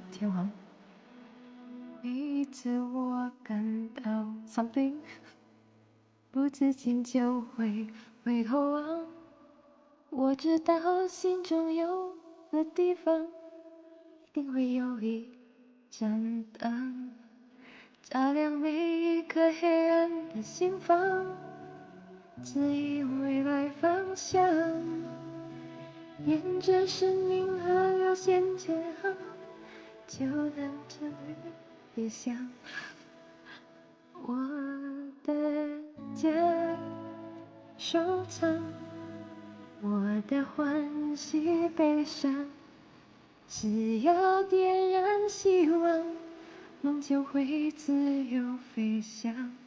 我的家给我一瞬坚定翅膀，我的梦不论在何方，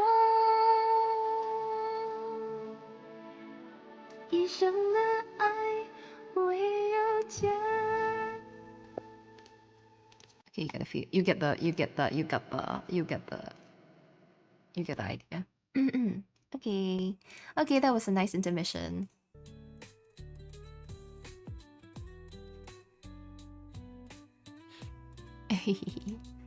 That was fun. Actually, my voice has been in very, very bad shape lately. Like, I have been like coughing and then my throat has been really dry. It's been very bad. I was supposed to record this cover for this collab that I'm doing, but haven't done it yet.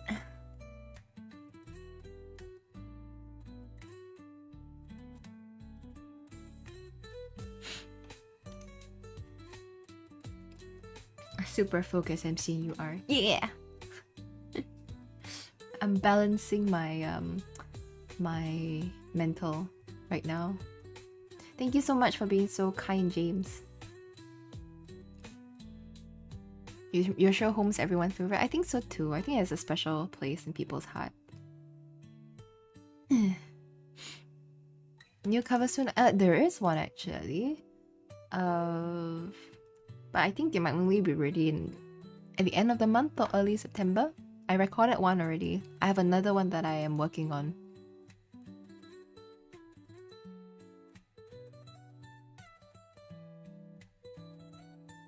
Oh my gosh, I in my recommended section, I have Let's Avocado. It's so funny.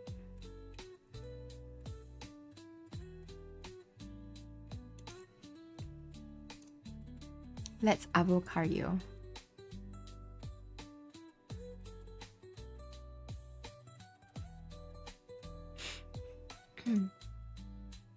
Okay, now we are back to doing some work. Earth, Wind and Fire. Do you remember 21st of September? I actually really like that song. Da, da, da, da, da.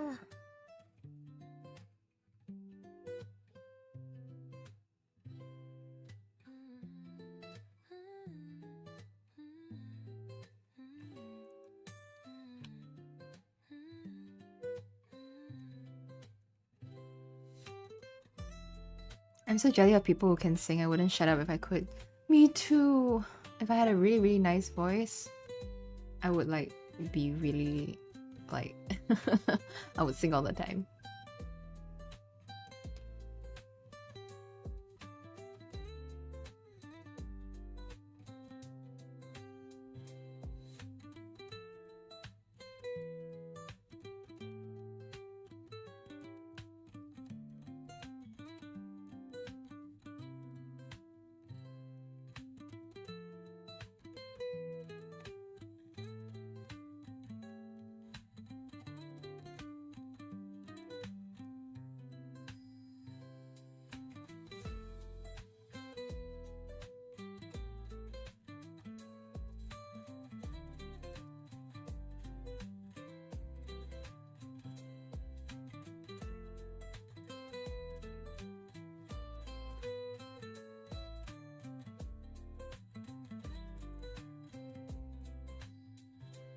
Have you had singing or vocal lessons? No, I have not. I guess maybe it's something that I might want to try in the future. One thing at a time, you know, like a big dream of mine is that if I could have been good at singing or good at dancing, I would have loved to be like a Broadway performer or something.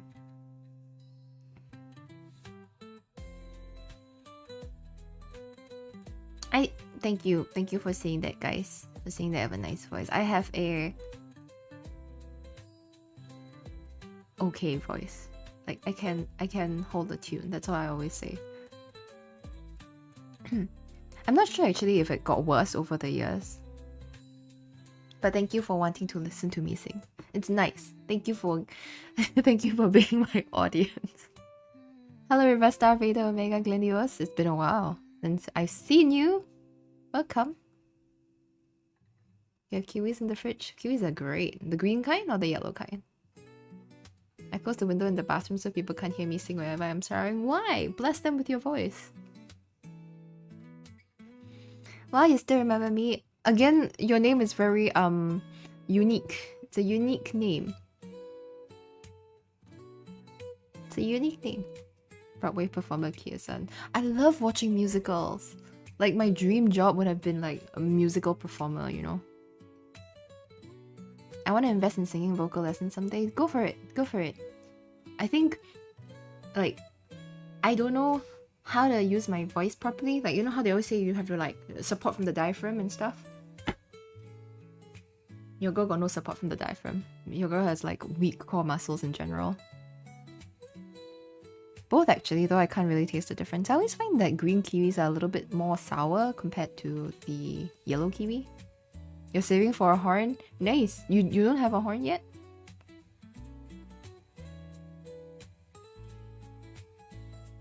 Da, da, da. You don't have a horn yet? Where is my water actually? Where's my... Oh, here it is.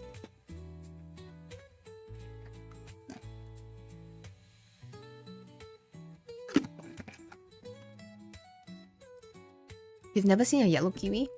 I mean, I guess they call it golden kiwi. Also, damn son, it's been a while too. It's good to see you. Good to see you.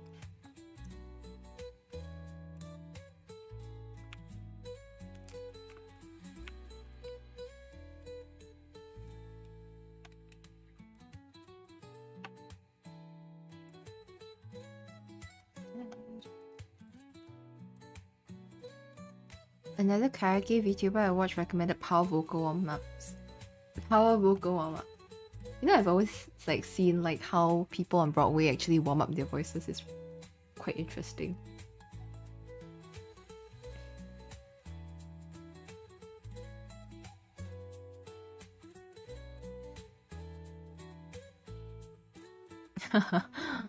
Me performing with a full ensemble with Theo as the horn guy. Quite cute. Yeah, if you go for vocal lessons, let me know how it goes.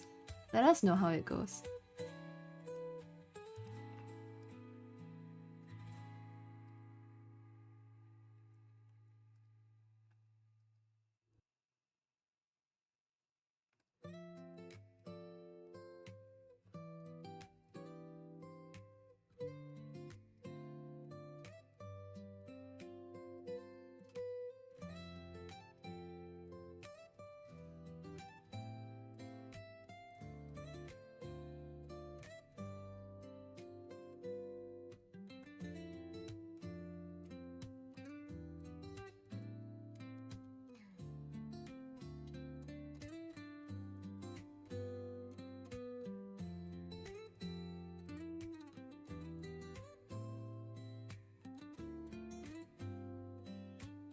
Just like golden watermelons. Mini ones. Like small golden watermelons.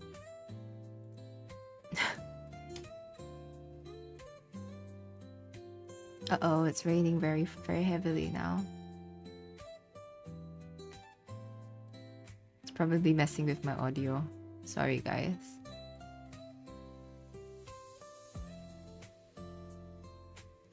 Ooh, heavy rain. Maybe it's time to stop the stream because it's so rainy.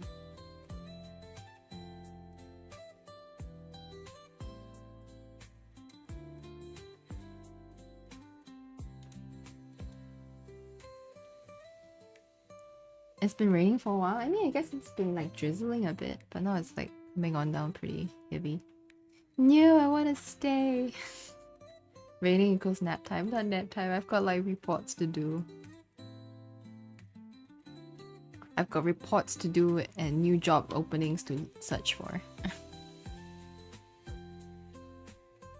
So no time for napping. And then it seems like the rain is like lightening again. Very strange.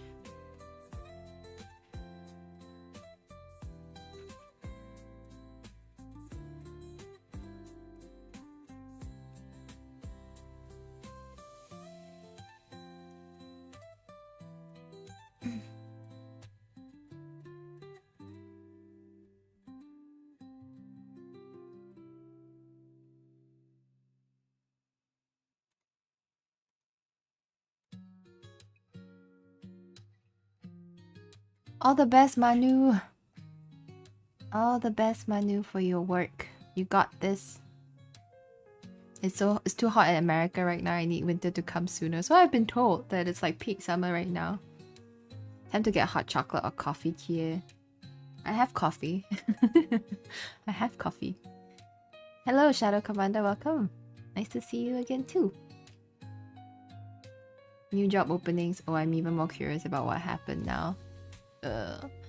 In summary, I've just been crying a lot. It's been tough, man. It's been tough. But you got this. You got this, Manu.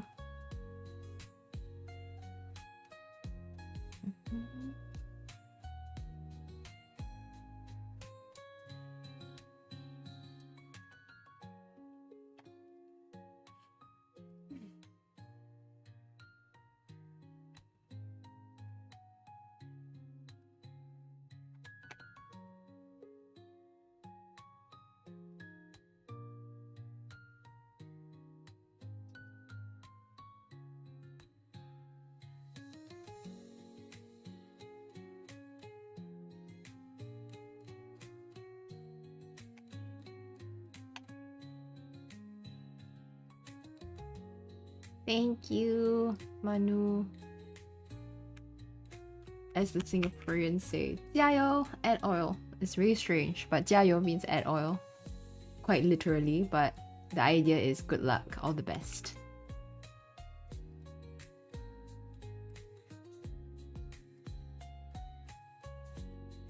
Cali heat sucks. Are you not like a summer kind of person? I mean, when I think about California, it's like, oh, beaches and like sunshine and like awesome timing. No? Also, how's it going here? It's been a while. Could be better. I could definitely be better, but I am grateful for what I have. What about you? How have you been? I always thought the meaning was because adding oil burns the fire mass to keep the fire going. Is that what it means? I actually don't know. Like the reason behind it.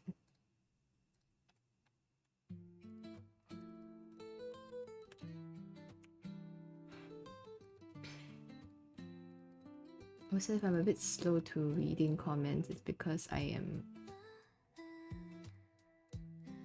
working on something.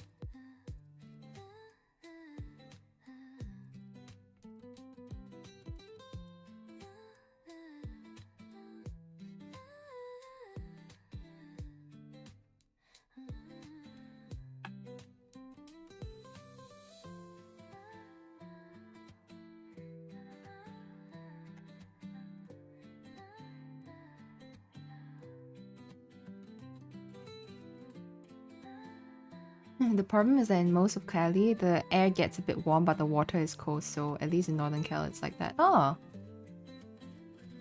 Okay, so it's not good to have cold water. I think it would be quite nice if the weather is hot and then the water is cool. Or is it just me? You know, I've never been much of a beach/pool enjoyer, but I think as I've grown older, I have become a beach/pool enjoyer. It's strange. I don't remember if I asked before, but how long have you been playing the piano? Oh,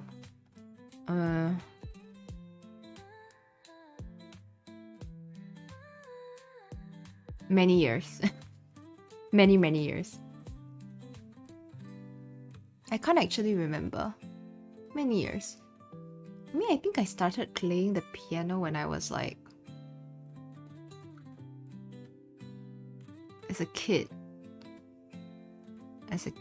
maybe around like I can't remember if I was in elementary/primary school yet, but it might have been before that. Yeah. Piano since 5 gang. Maybe I can't really remember. What is 80 and 90 degrees Fahrenheit in degrees Celsius? Because I am a degrees Celsius girly.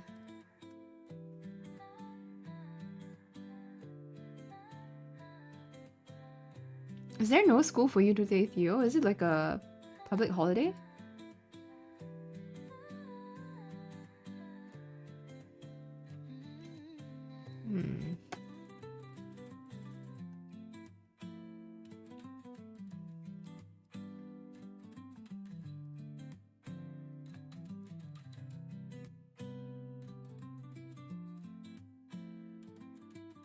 Ah, it's a school holiday. Nice.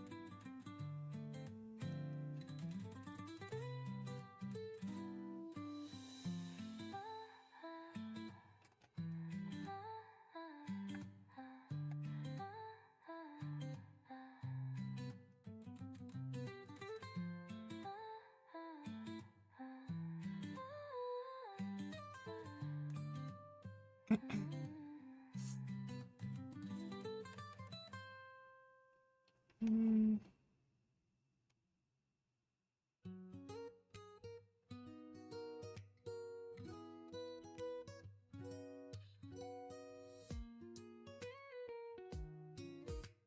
(26 to 32 degrees). But sometimes it just feels like 21 since the sea spray cools it down. Oh, that's pretty chilly. As in 26 to 32 is warm, but 21 is cold. Cold-ish. Oh, that's nice.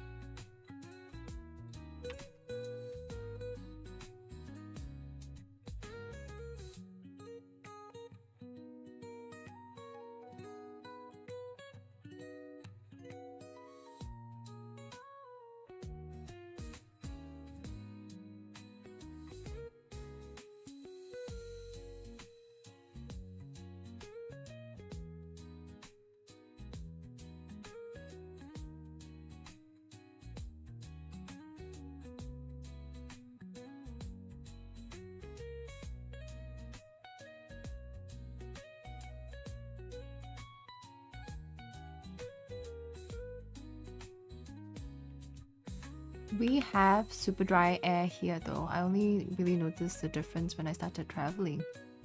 Went to Orlando and it was a lot better with hot than in Cali. Oh, I've actually never been to California. Like, the only time I've been to the US, I went to LA. And like for the majority of my life, my view of America is just based off of like TV shows and like what I see in like the news, for example. So it was kind of like insane being in the US for the first time, being in LA for the first time. I've never been to California. See you, Zephyr. Thanks for being here.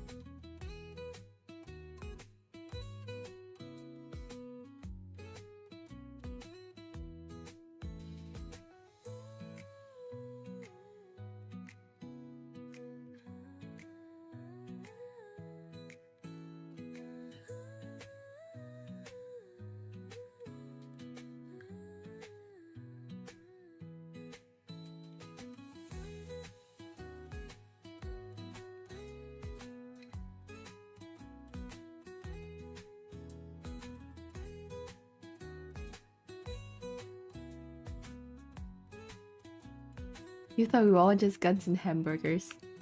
And like reality TV shows, you know, like Selling Sunset or something. I don't actually watch them, but like I know about them. I remember like my colleagues when we went to the US together for work, and then they were like, "Oh my gosh, this place was in Selling Sunset." I was like, "I don't know what you're talking about."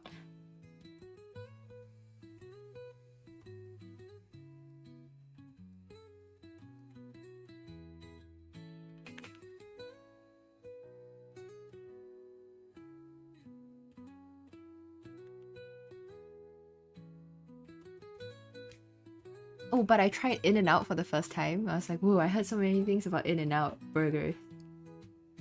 We only got Shake Shack recently in Singapore.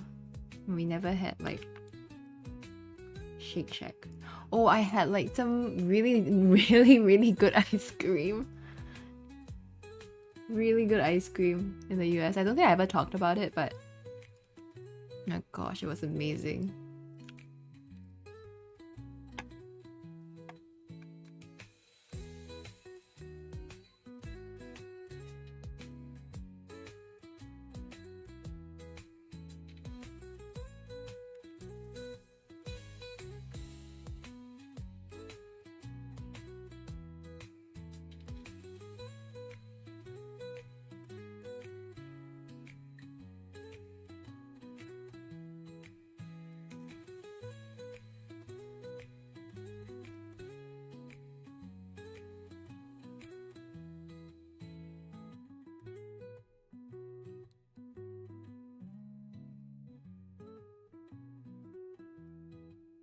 Aigu. What's going on?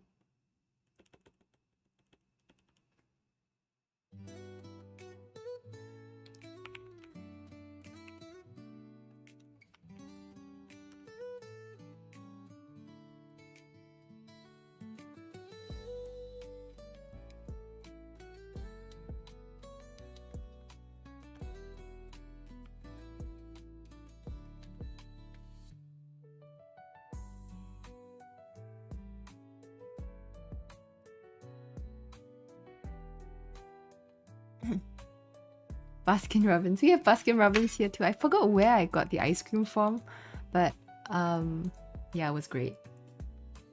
Oh, thank you, Alif. Have a good day. See you. Thanks for being here and thanks for being so encouraging.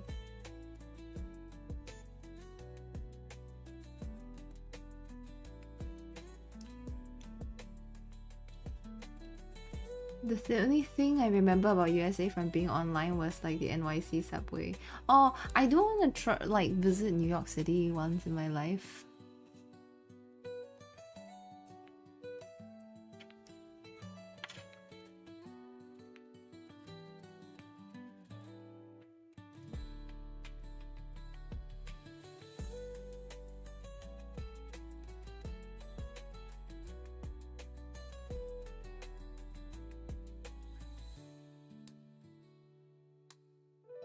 NYC subway equals pizza rat? What does that mean? I always heard so many good things about like New York pizza slices.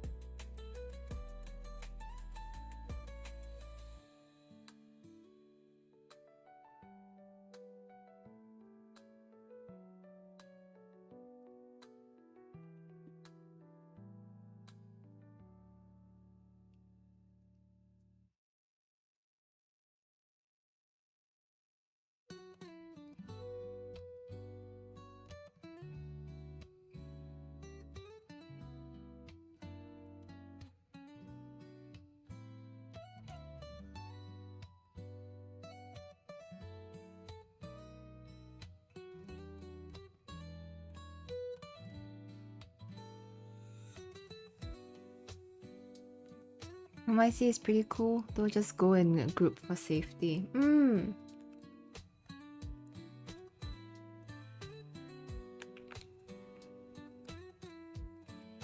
I remember when I went to the US, like I really enjoyed my time there, but also I was constantly nervous.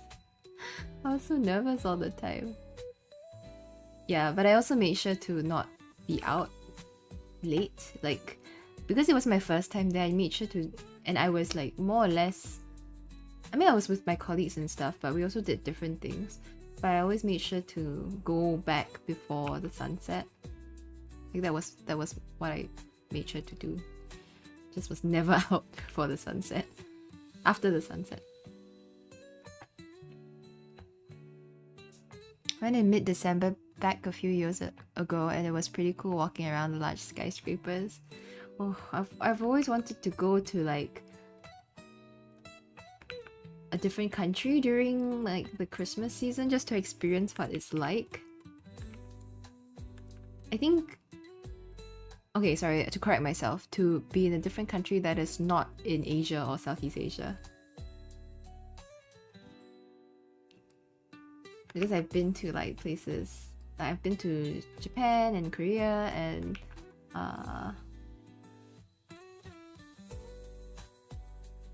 Japan, Korea, yeah, mainly Japan and Korea, I think. Oh,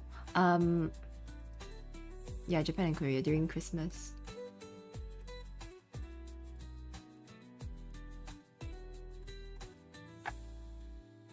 But I've never been to like, I I don't know, like a European place or the US. I feel like it would be different there too.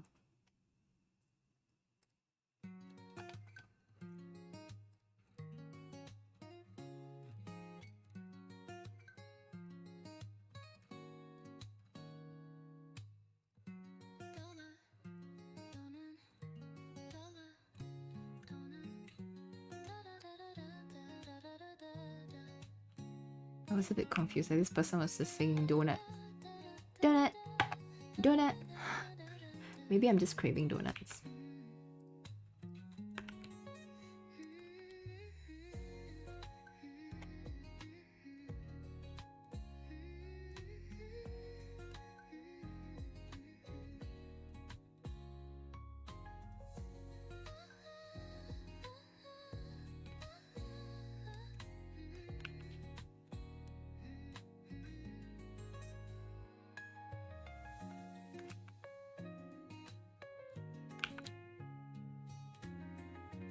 Well, we don't stick around for Christmas, but they already had the multi-story tall Christmas tree set up, so we got to see that. Yeah, it's so cool.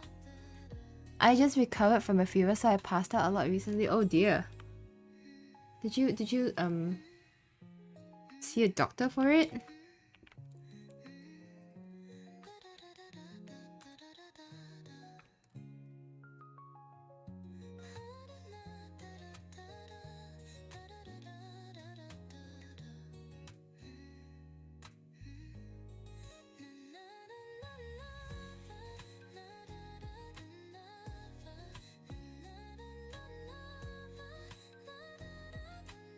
Not really needed. I just needed to stay hydrated. So are you feeling better now?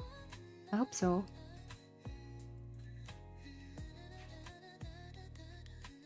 I'm kind of the type of person where if I'm not feeling well, I tend to go to the doctors regardless.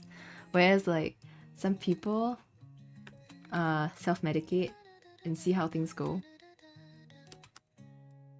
You got better. That's good. I'm glad. Yeah, I'm glad to hear that.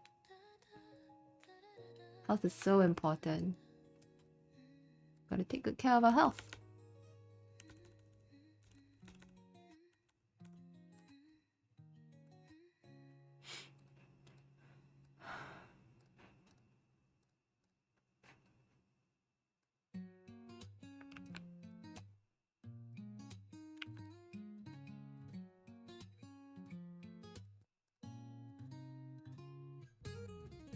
You don't have time for doctors. No. Seeing doctors is a doctor is important though. If let's say if things get really serious.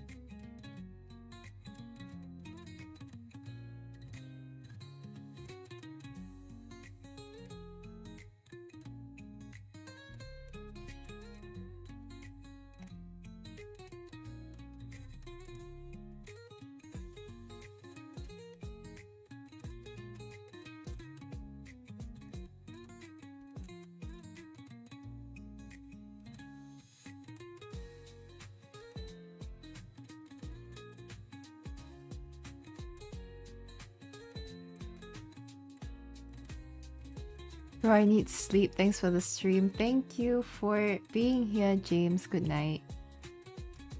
I appreciate it. Have a good rest.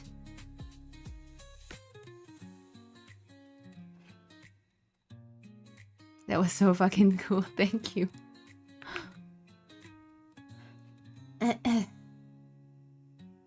Hello, Dan. How's it going? Yeah, bye.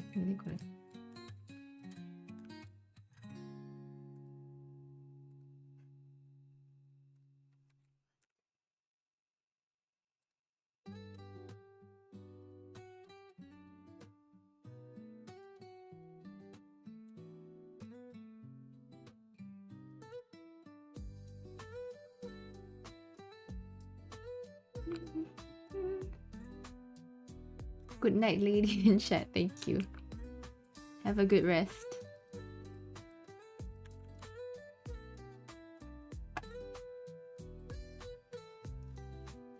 Wow, that surprised me. I think you don't curse. Nah. I curse all the time. Not often. Like not while doing a chatting stream usually, but when I'm playing horror games. How was the fireworks this year? Pretty. Apparently, if you were there in person, you wouldn't be able to see the big fireworks because of where it's being blasted from. So I got to see it from the TV. Dan is asking about the National Day Parade fireworks. I'm sure he's asking about that. So yeah. Bye. That's why I prefer TV. Because I heard from people who actually got to watch the National Day Parade, they were saying that they also had to look at the fireworks through the screen.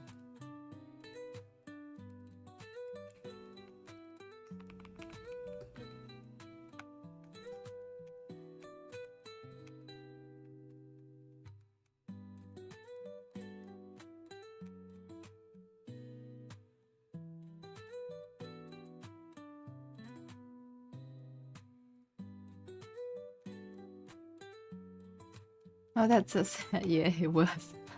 It was.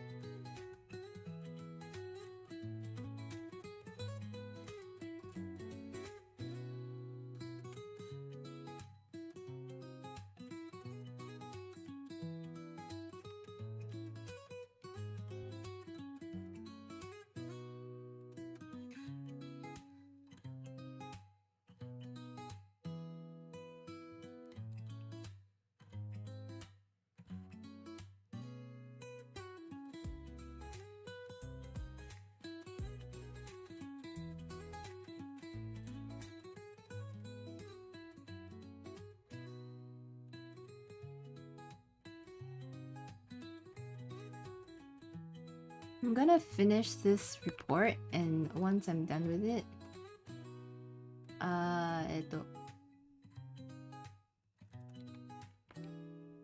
once I'm done with it,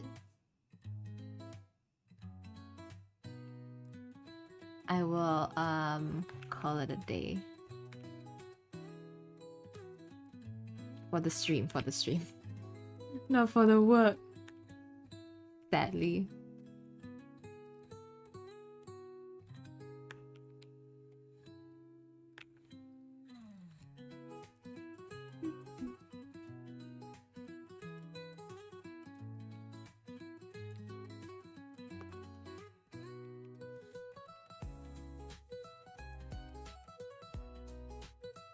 You still have more work? Yeah, it's 12:53 p.m. It's just lunchtime.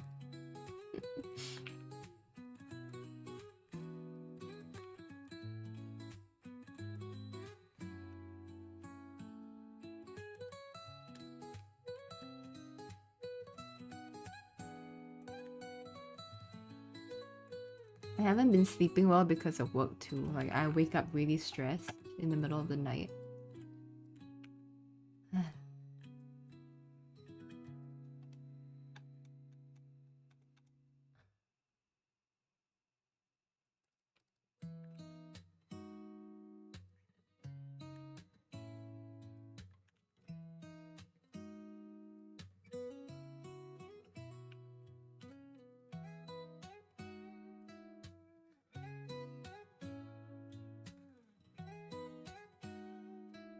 Haven't we all? You know, Theo, I still wake up sometimes thinking I am about to miss an exam or I didn't do my math homework, for example. Never stops haunting me.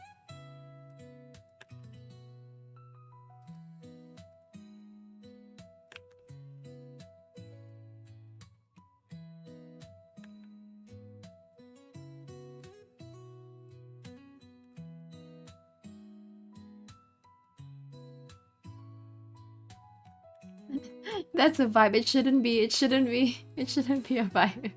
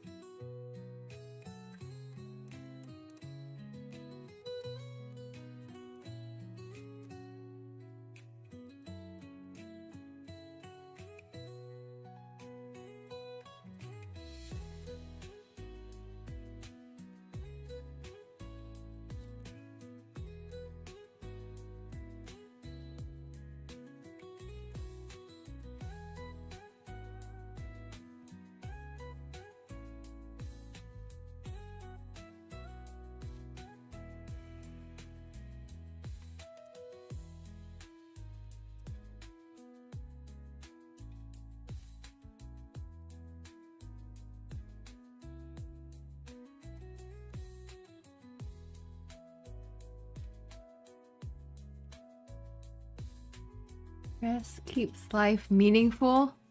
Really? Really? Maybe I want a meaningless life. I go.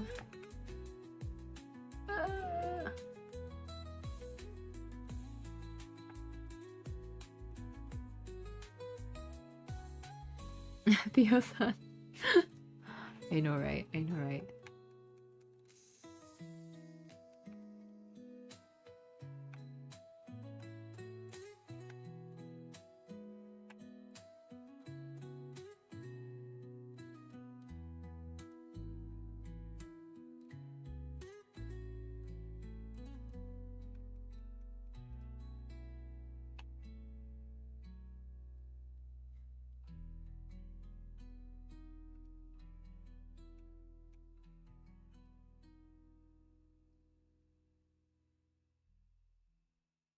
Oh boy.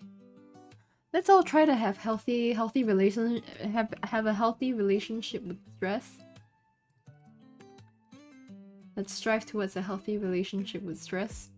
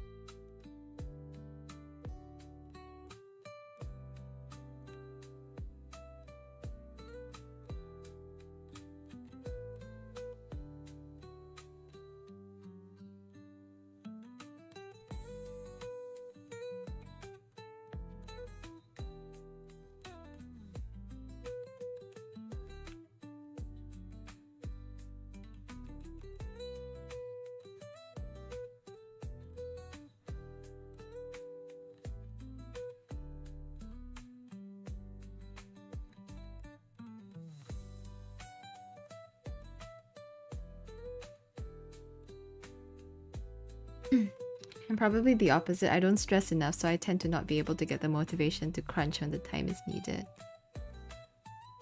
I think you're a little bit similar to my partner, Bread. Bread is a bit like that as well. He always says that, like, he tends to procrastinate. That's his usual way of existing, I think.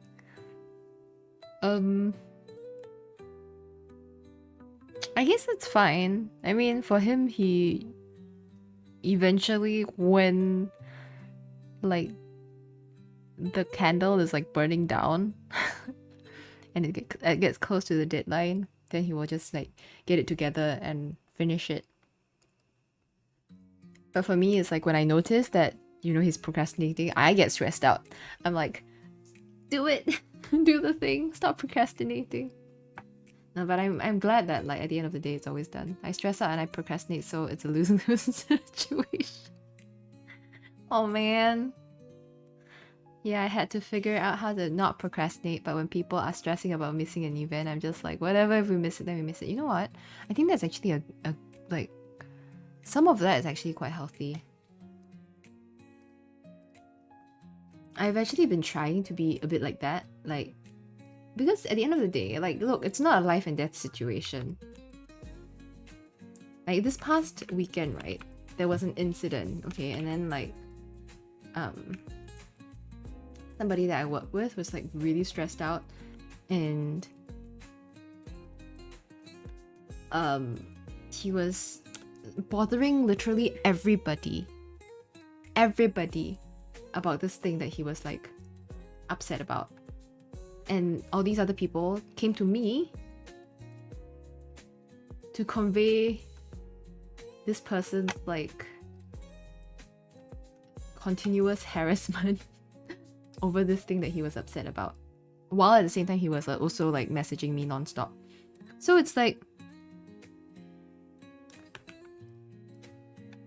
oh, which my boss did nothing about, by the way. When I told her about this, she did nothing about it. And so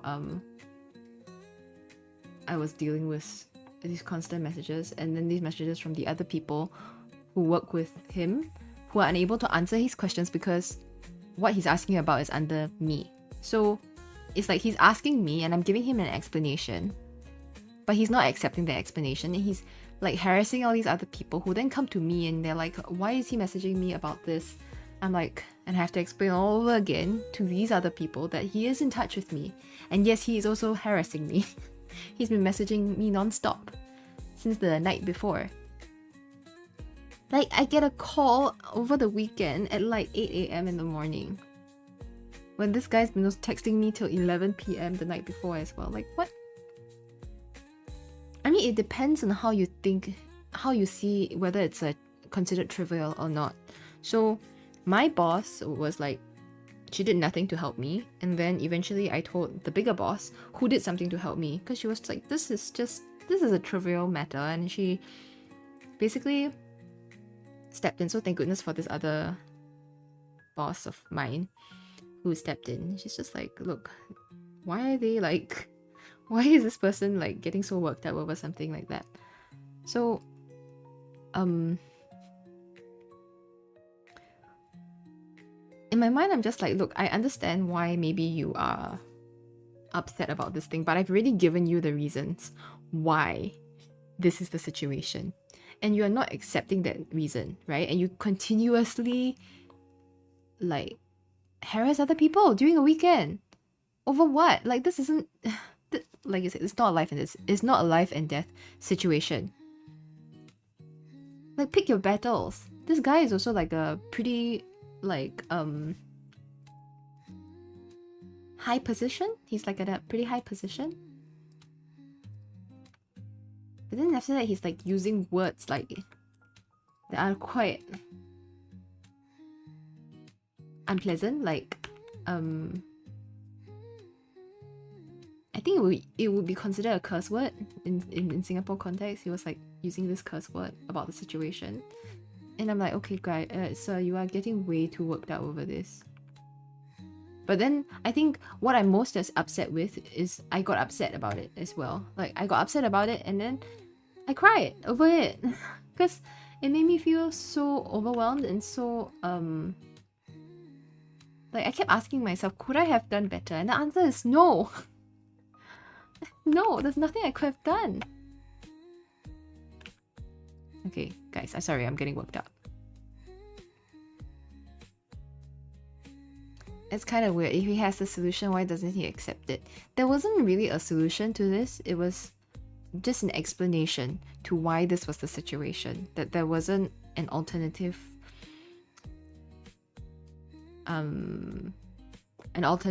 outcome to this thing that he wanted. Yeah. So he was not happy about this particular outcome, to which I explained the reasons why it was like that, but he didn't accept that, and so he was like messaging everybody about it, asking them, why is it like this? Why is it like this? And they're like, please go to Kiev because we do not have the answers. And so I have like 3, 4, 5 people bombarding me with messages from the same guy. They're like forwarding me messages from him. I'm like, yes, I know. He is in contact with me.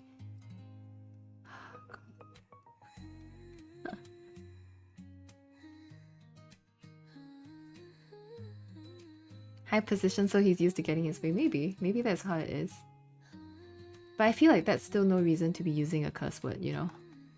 Like, you know better, sir. You know better. And you know that this isn't a life or death situation. Like, why are you acting like this? And why are you, like, behaving like this?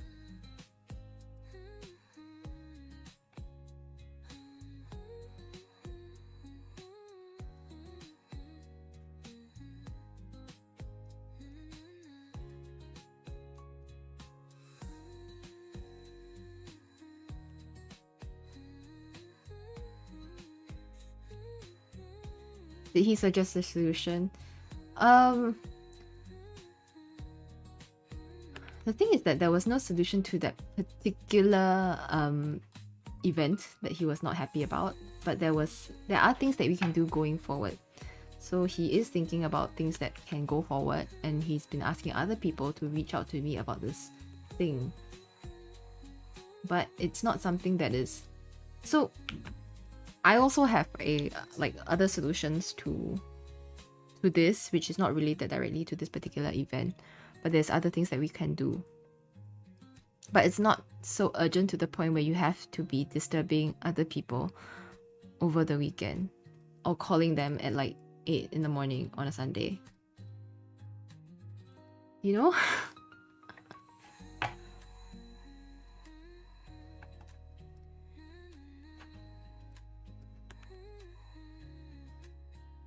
That's why I'm afraid of getting a customer people facing job.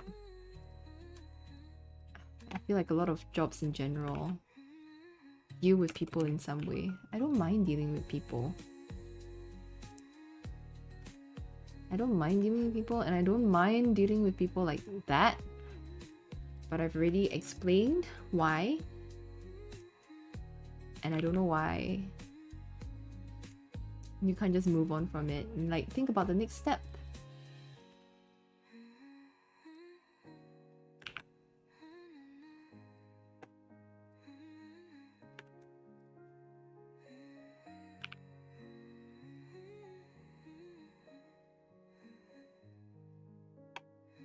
And I think the worst thing about this entire situation also is that I was working over the weekend, right? And I was very, very much contactable.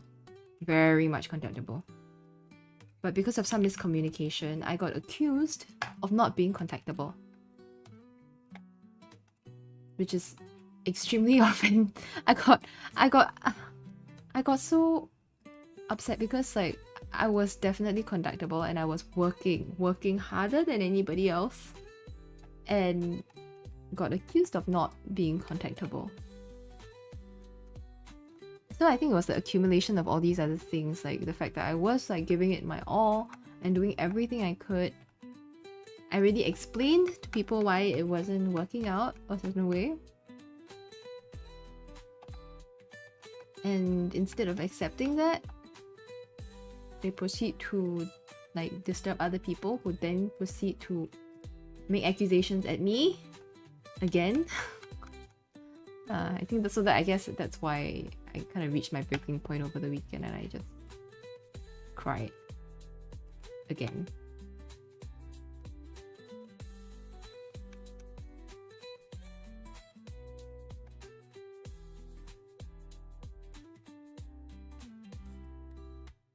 That guy is our enemy.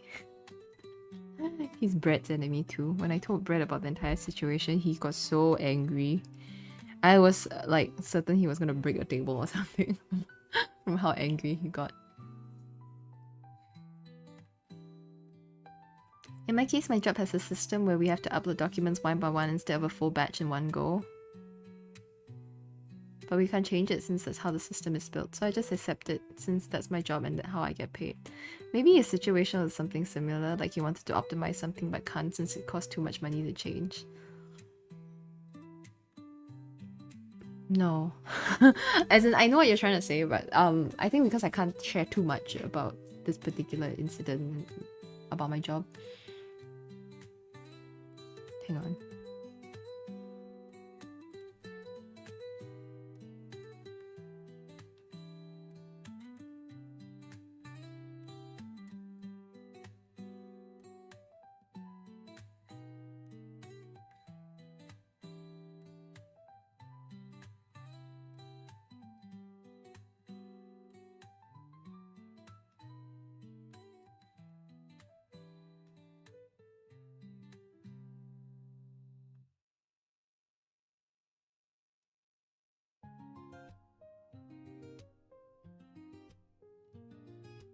Yeah, so I can't really share too much about like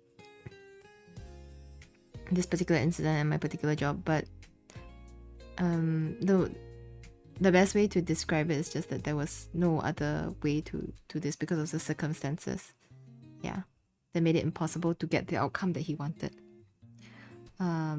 I feel like this guy probably had a lot of other external pressures from other people as well. That's why he was reacting the way that he was. He was getting some pressure on his side, but I think it's not the way to take it out on people like this, especially when people are giving you reasons to tell the person maybe who is giving you external pressure why this is the case. But if you're not accepting of it, then you should like you shouldn't be harassing other people about it.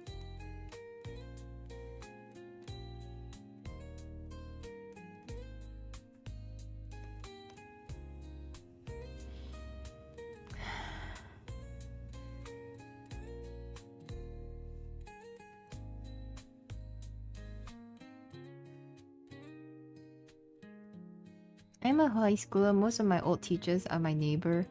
My mother is also a teacher, so most of the news about me, my mother got it pretty quickly. Is that so? I suppose that made life a little bit more challenging for you in school? I don't know.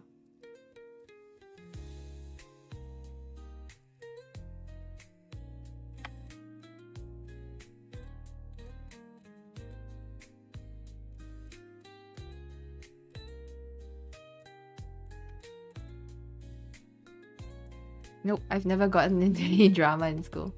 Were you a star student? I was a very like forgettable student. Take that as you will. Like, I think that just means that like I was never particularly good or particularly bad. I was just there. Which sometimes I feel is the kind of student that teachers love.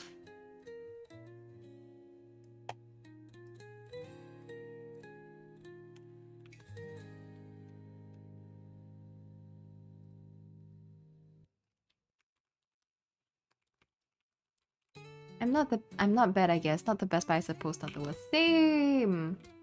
I feel like that's good enough for me. If you're obedient, then it's a good thing, but if you're not, then it's not true. I'm the student where the teacher questions my health. Oh, I see.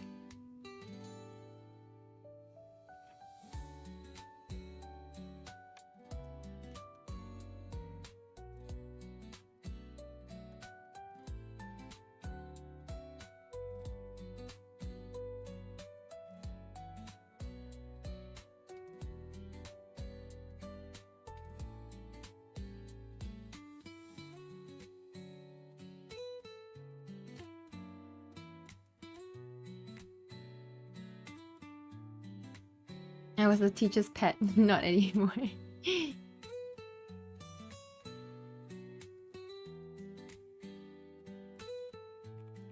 I wasn't good enough to be the teacher's pet.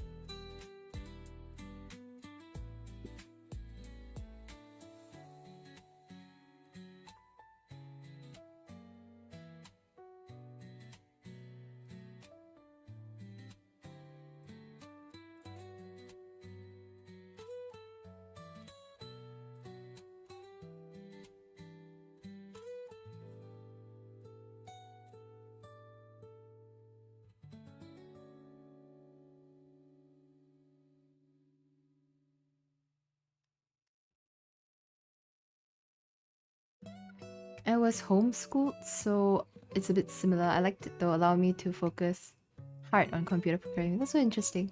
I feel like Singapore there isn't much homeschooling, so I always find it so fascinating to learn about homeschooling in other countries and people who go through homeschooling. I'm kind of a favorite student. Once my chemistry teacher made my history test score from 3 to 6. Should you be telling us this?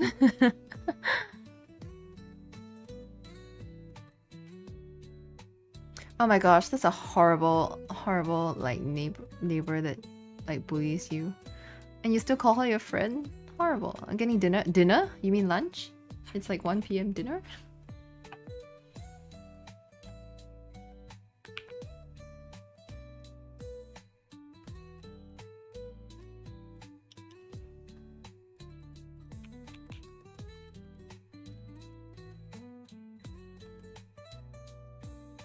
She's half my size, so it's not really intimidated. I see. It's quite funny. Oh, man.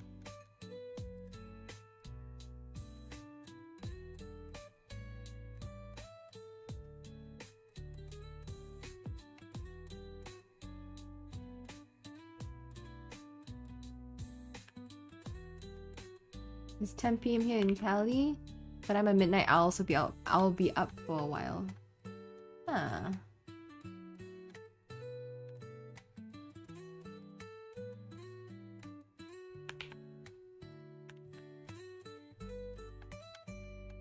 What is going on?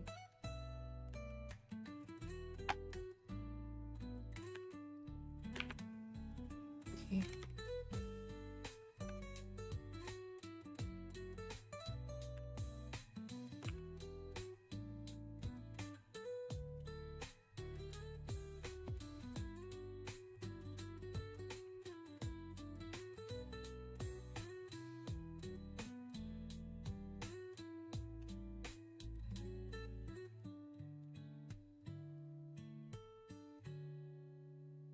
Maybe.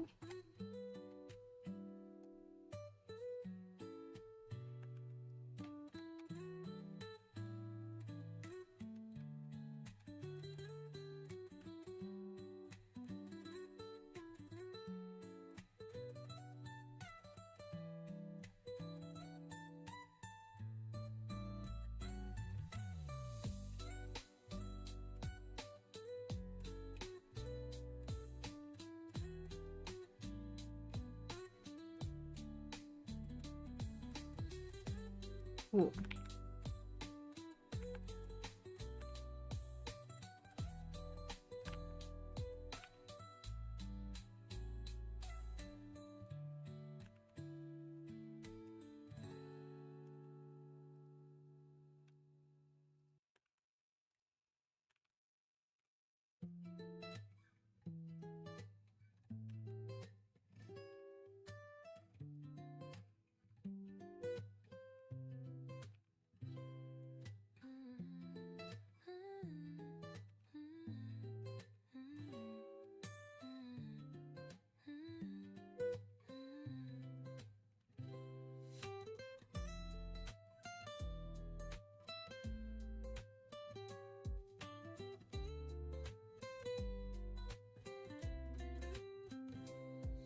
Recently, her bike broke, so she asked me to give her a ride. I helped her and we accidentally met our old literature teacher along the way, and he started to tell everyone that these two are dating. Wow. Wow. I feel like your teacher maybe is lacking some excitement in his life, which might explain the way that he is behaving. Do you think so?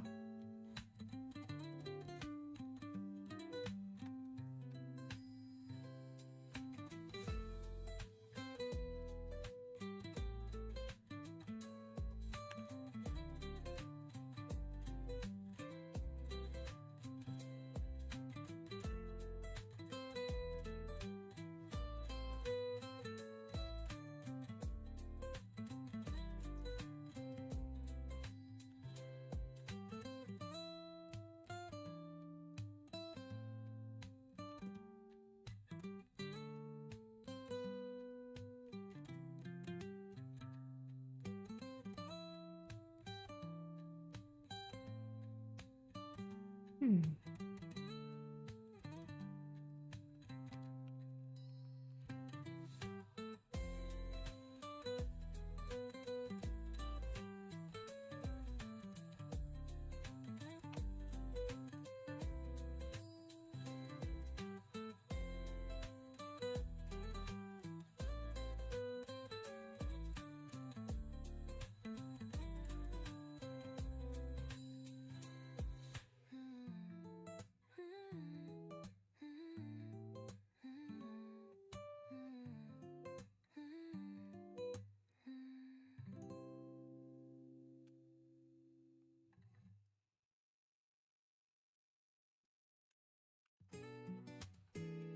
Oh, you told your mom too, and then you had a lot to explain. Gosh. It's like the worst.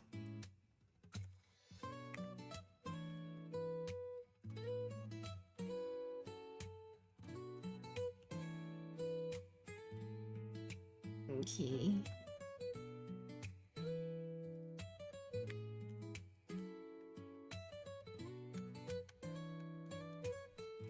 Alright, my report is done. I'll need to proofread it. I'll do it outside of the stream for proofreading. So I think this is it. Oh. Yeah, this is it for today. I'll just work on this off stream and then maybe I'll see you guys. I don't know, maybe tonight? Brett is coming over, so maybe we might play something together. We'll see.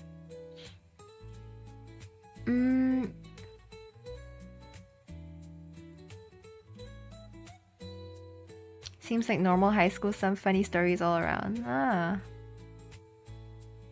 I mean, for me, I had like throughout my elementary school,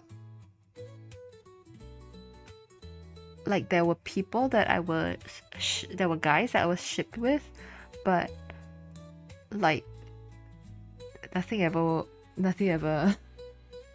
I would say it just made things really awkward as we grew up. As in, like, we were like primary school kids, like little kids. But yeah, it just made things a little bit awkward as we grew older, and yeah. Oh, she used to call you Big Brother for 5 to 6 years or something? That's kind of cute. I shipped myself? No. As in, like, people shipped me. My teachers and friends. Yeah.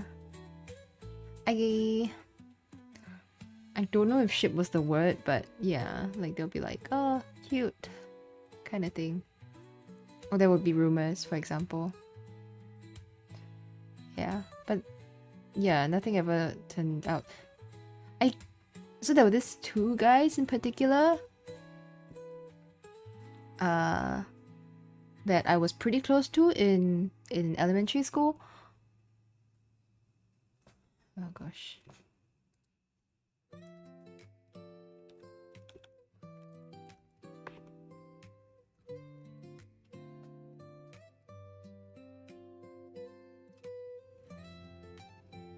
Yeah, and so one of the guys, I mean, I'm still like, I'm not sure if we can consider like we can be considered friends, but I am still in touch with them. Like we still have each other's social media and stuff. It's just that we don't talk at all.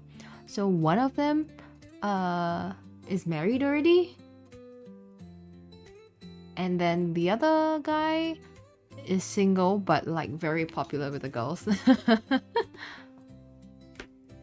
You do miss streaming? Come back to streaming then.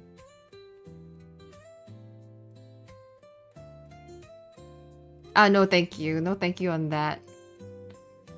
Reverse Star Beta Omega Gladios. Yeah, that's nope. Nope, let's not go there. I've never been shipped, but later in life I found out like 5 girls had a crush on me. I'm like, wow, why didn't they tell me? I know, right? I mean, when it comes to crushes, like what's the worst that can happen? Really, genuinely, what's the worst that can happen? Like, they just turn you down.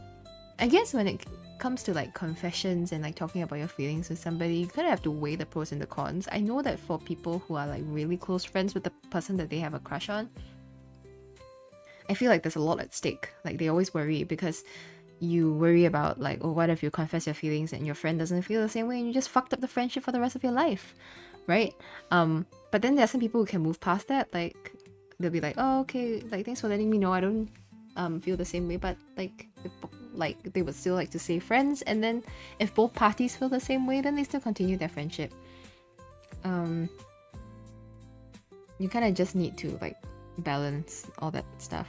Yeah, I mean, for me, throughout my entire life, I've always been the kind who is like, oh, you know, there's no harm, like at least I let the person know my feelings and I can just move on if they don't share the same feelings. But at the same time, I've also been on the receiving end of people who, after I confessed my feelings, they started to act all weird around me. There was this guy who like spread rumors about me after that as well, and I just kept thinking to myself, I dodged a bullet on this one. But that guy that like spread rumors about me, he recently proposed to his girlfriend, and congratulations on him, for him, I guess. Yeah, that was a long time ago though. This guy was like, this thing happened when I think we were in elementary school, not high school, elementary school. Like elementary school, like, you guys are kids, you don't know anything, right? But imagine elementary school Kie being all like sure about her feelings.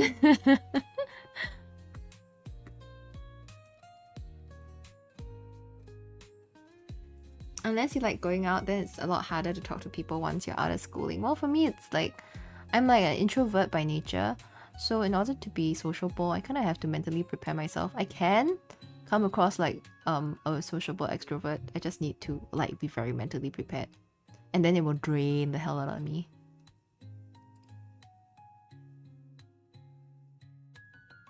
Yeah. I've only had a crush on one girl, confessed, got rejected, never fell in love with anyone else ever since. I mean, for me, it's like in the past, I've always been like, you know, I want to let this person know my feelings so that if there's nothing to pursue there, right, I can stop like developing feelings for this person who will never return my feelings, you know? Yeah, but I mean, I've talked about this before. I think my opinion about this has also changed over time, where I also felt like like in my life, I've also had feelings for somebody before who I eventually decided to never mention my feelings to this person. I was just happy, very happy to have these feelings for this person, and was very happy for them when they eventually found somebody as well, and then they're very happy together, like with their partner. And like they never knew about how I felt about them. Yeah. And I think that's okay. So it's like, I think over time my thoughts about this has evolved as well. Yeah. Not everybody that you have feelings for, you necessarily need to declare your feelings for them, I guess, if that makes sense. Yeah. Sometimes it's just okay to... Yeah, sometimes I think it's just okay to not let them know and to just move on, like be genuinely happy for them sometimes. I felt like, for me, so this person, I just felt like there was no need for them to ever know how I felt. Yeah. I also felt like I never wanted to pursue something with them. I've thought about it.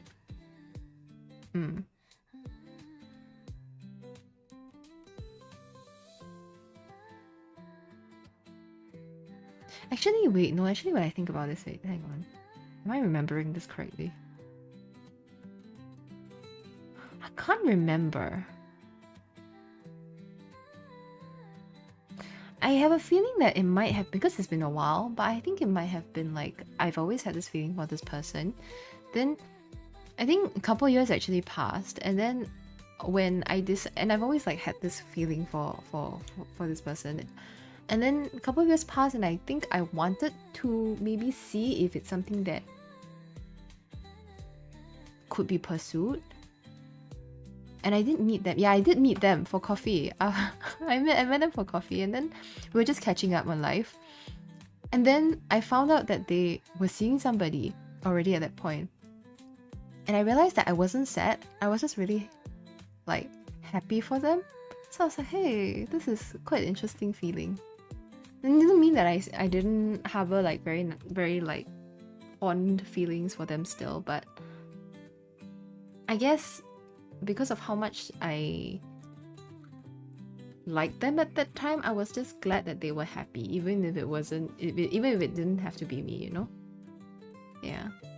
They're still together with their partner now. Like I still see I still see social media posts and stuff, and I'm just like so happy for them. Yeah. And of course I'm also happy in my own relationship now. So yeah. The only crushes I have now are superficial, like finding them pretty, but I don't really fall in love anymore. That's okay. I think that's fine. That's a healthy way to go about it, in my opinion, as long as you can actually move on. I guess in the past I always had a very straightforward understanding about like having feelings for somebody, where like if you have feelings for someone, you have to go and like act on it. Sometimes you don't have to. Like thinking back right now, like even if that person didn't find somebody, that means at that time we had coffee, right? And then they were not seeing anybody, I really don't think we would have been a good match. I really don't think so. Yeah.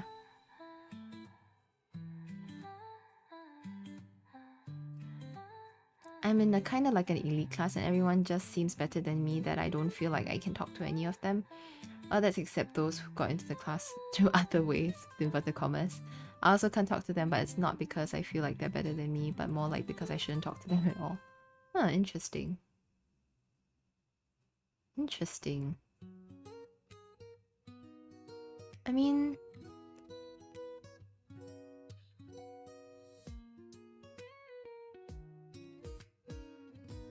in some part of my schooling life, it was a little bit like that for me. Like I was in a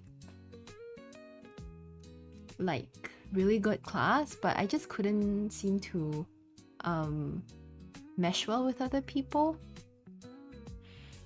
Like, I still am in contact with them, but I never made good friends with any of them. In fact, like I'm attending the wedding of one of my classmates soon, and like a lot of them ended up becoming like lawyers and doctors and stuff, like really like high salary, high paying jobs kind of thing. And I'm not doing any of that kind of job. So I don't know, I never felt like I quite fit in. I kind of just gave up already on love. I always find that maybe it's like when you're least expecting it, it does come your way. You know that feeling of not fitting in? Yeah. I guess it's okay. I mean, you just live your own life, right? Hi Jackson, good to see you. Kinda curious what you liked about them. I can't remember actually. It's been a long time. To be honest, it's been a long time. I think maybe I really like the way that they thought about things. I like the way, it sounds really strange. I like their thoughts. It sounds like a really weird thing to say about somebody, but I like that whenever they were talking about why they liked a certain thing, or about a book that they read, or I just like the way that they formulated their thoughts. And yeah, I think that was the main thing that I really liked about them. And the vibe. The vibe.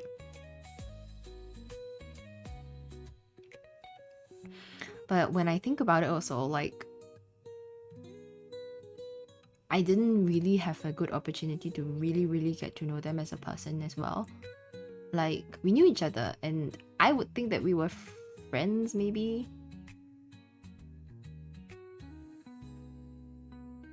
Yeah. But if I think about it now, they were kind of opaque. Like, I couldn't really get a good sense of who they were. Yeah.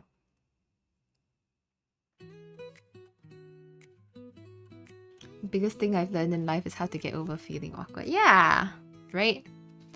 It's a very good skill to have, getting over feeling awkward. Gotta get that business mindset. If you've got a role to play, then you'll have a reason to meet more people. True. Well, that's interesting.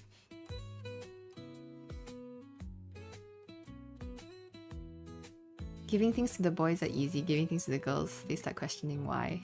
Is that so? They were a philosopher. No, they were not a philosopher. They just are very... I don't know. I like it when people like don't just go through life without thinking much about what's going on in their life. I think you guys can tell, like, I like to reflect on a lot of things. I have my thoughts and opinions about a lot of things, and I like to verbalize and find the words to describe them. I like to share them with people, and I like to hear your guys' thoughts as well. So I like being around people who think, who are thoughtful about what's going on, and try to find the words for it. So Brett is a bit like that as well, which I found incredibly nice. Like when I got to know him, yeah. I always thought it was kind of a rare quality to have. Yeah, men are easy, just be nice to them, really. I don't know, I saw this Instagram reel the other day where it's like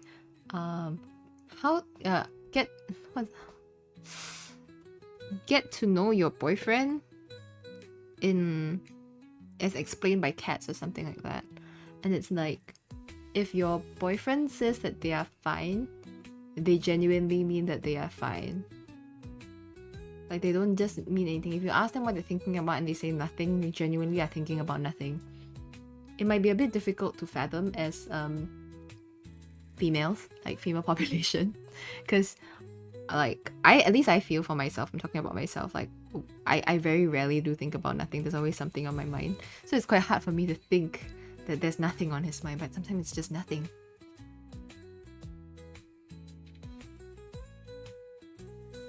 I hope you enjoyed your lunch. Anyway, yes, sorry, this just went on a little bit longer.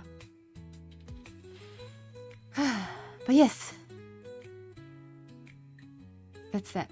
I think I will skedaddle now. I'll see you guys later. Maybe I'll ask Brett if he wants to stream together. Hit empty, just music sometimes. Perfectly fine.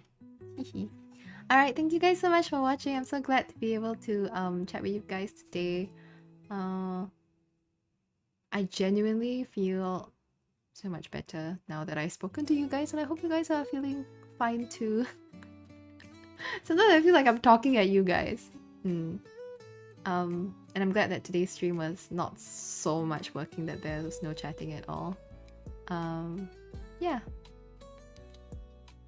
Your new keyboard is awesome, Jay. Alright, thank you so much. I'll see you guys maybe later, maybe another day. I hope you guys have a good rest of your day or evening, depending on where you are in the world. I'll see you guys very soon. Otsukiya deshita. Mata ne. Bye bye.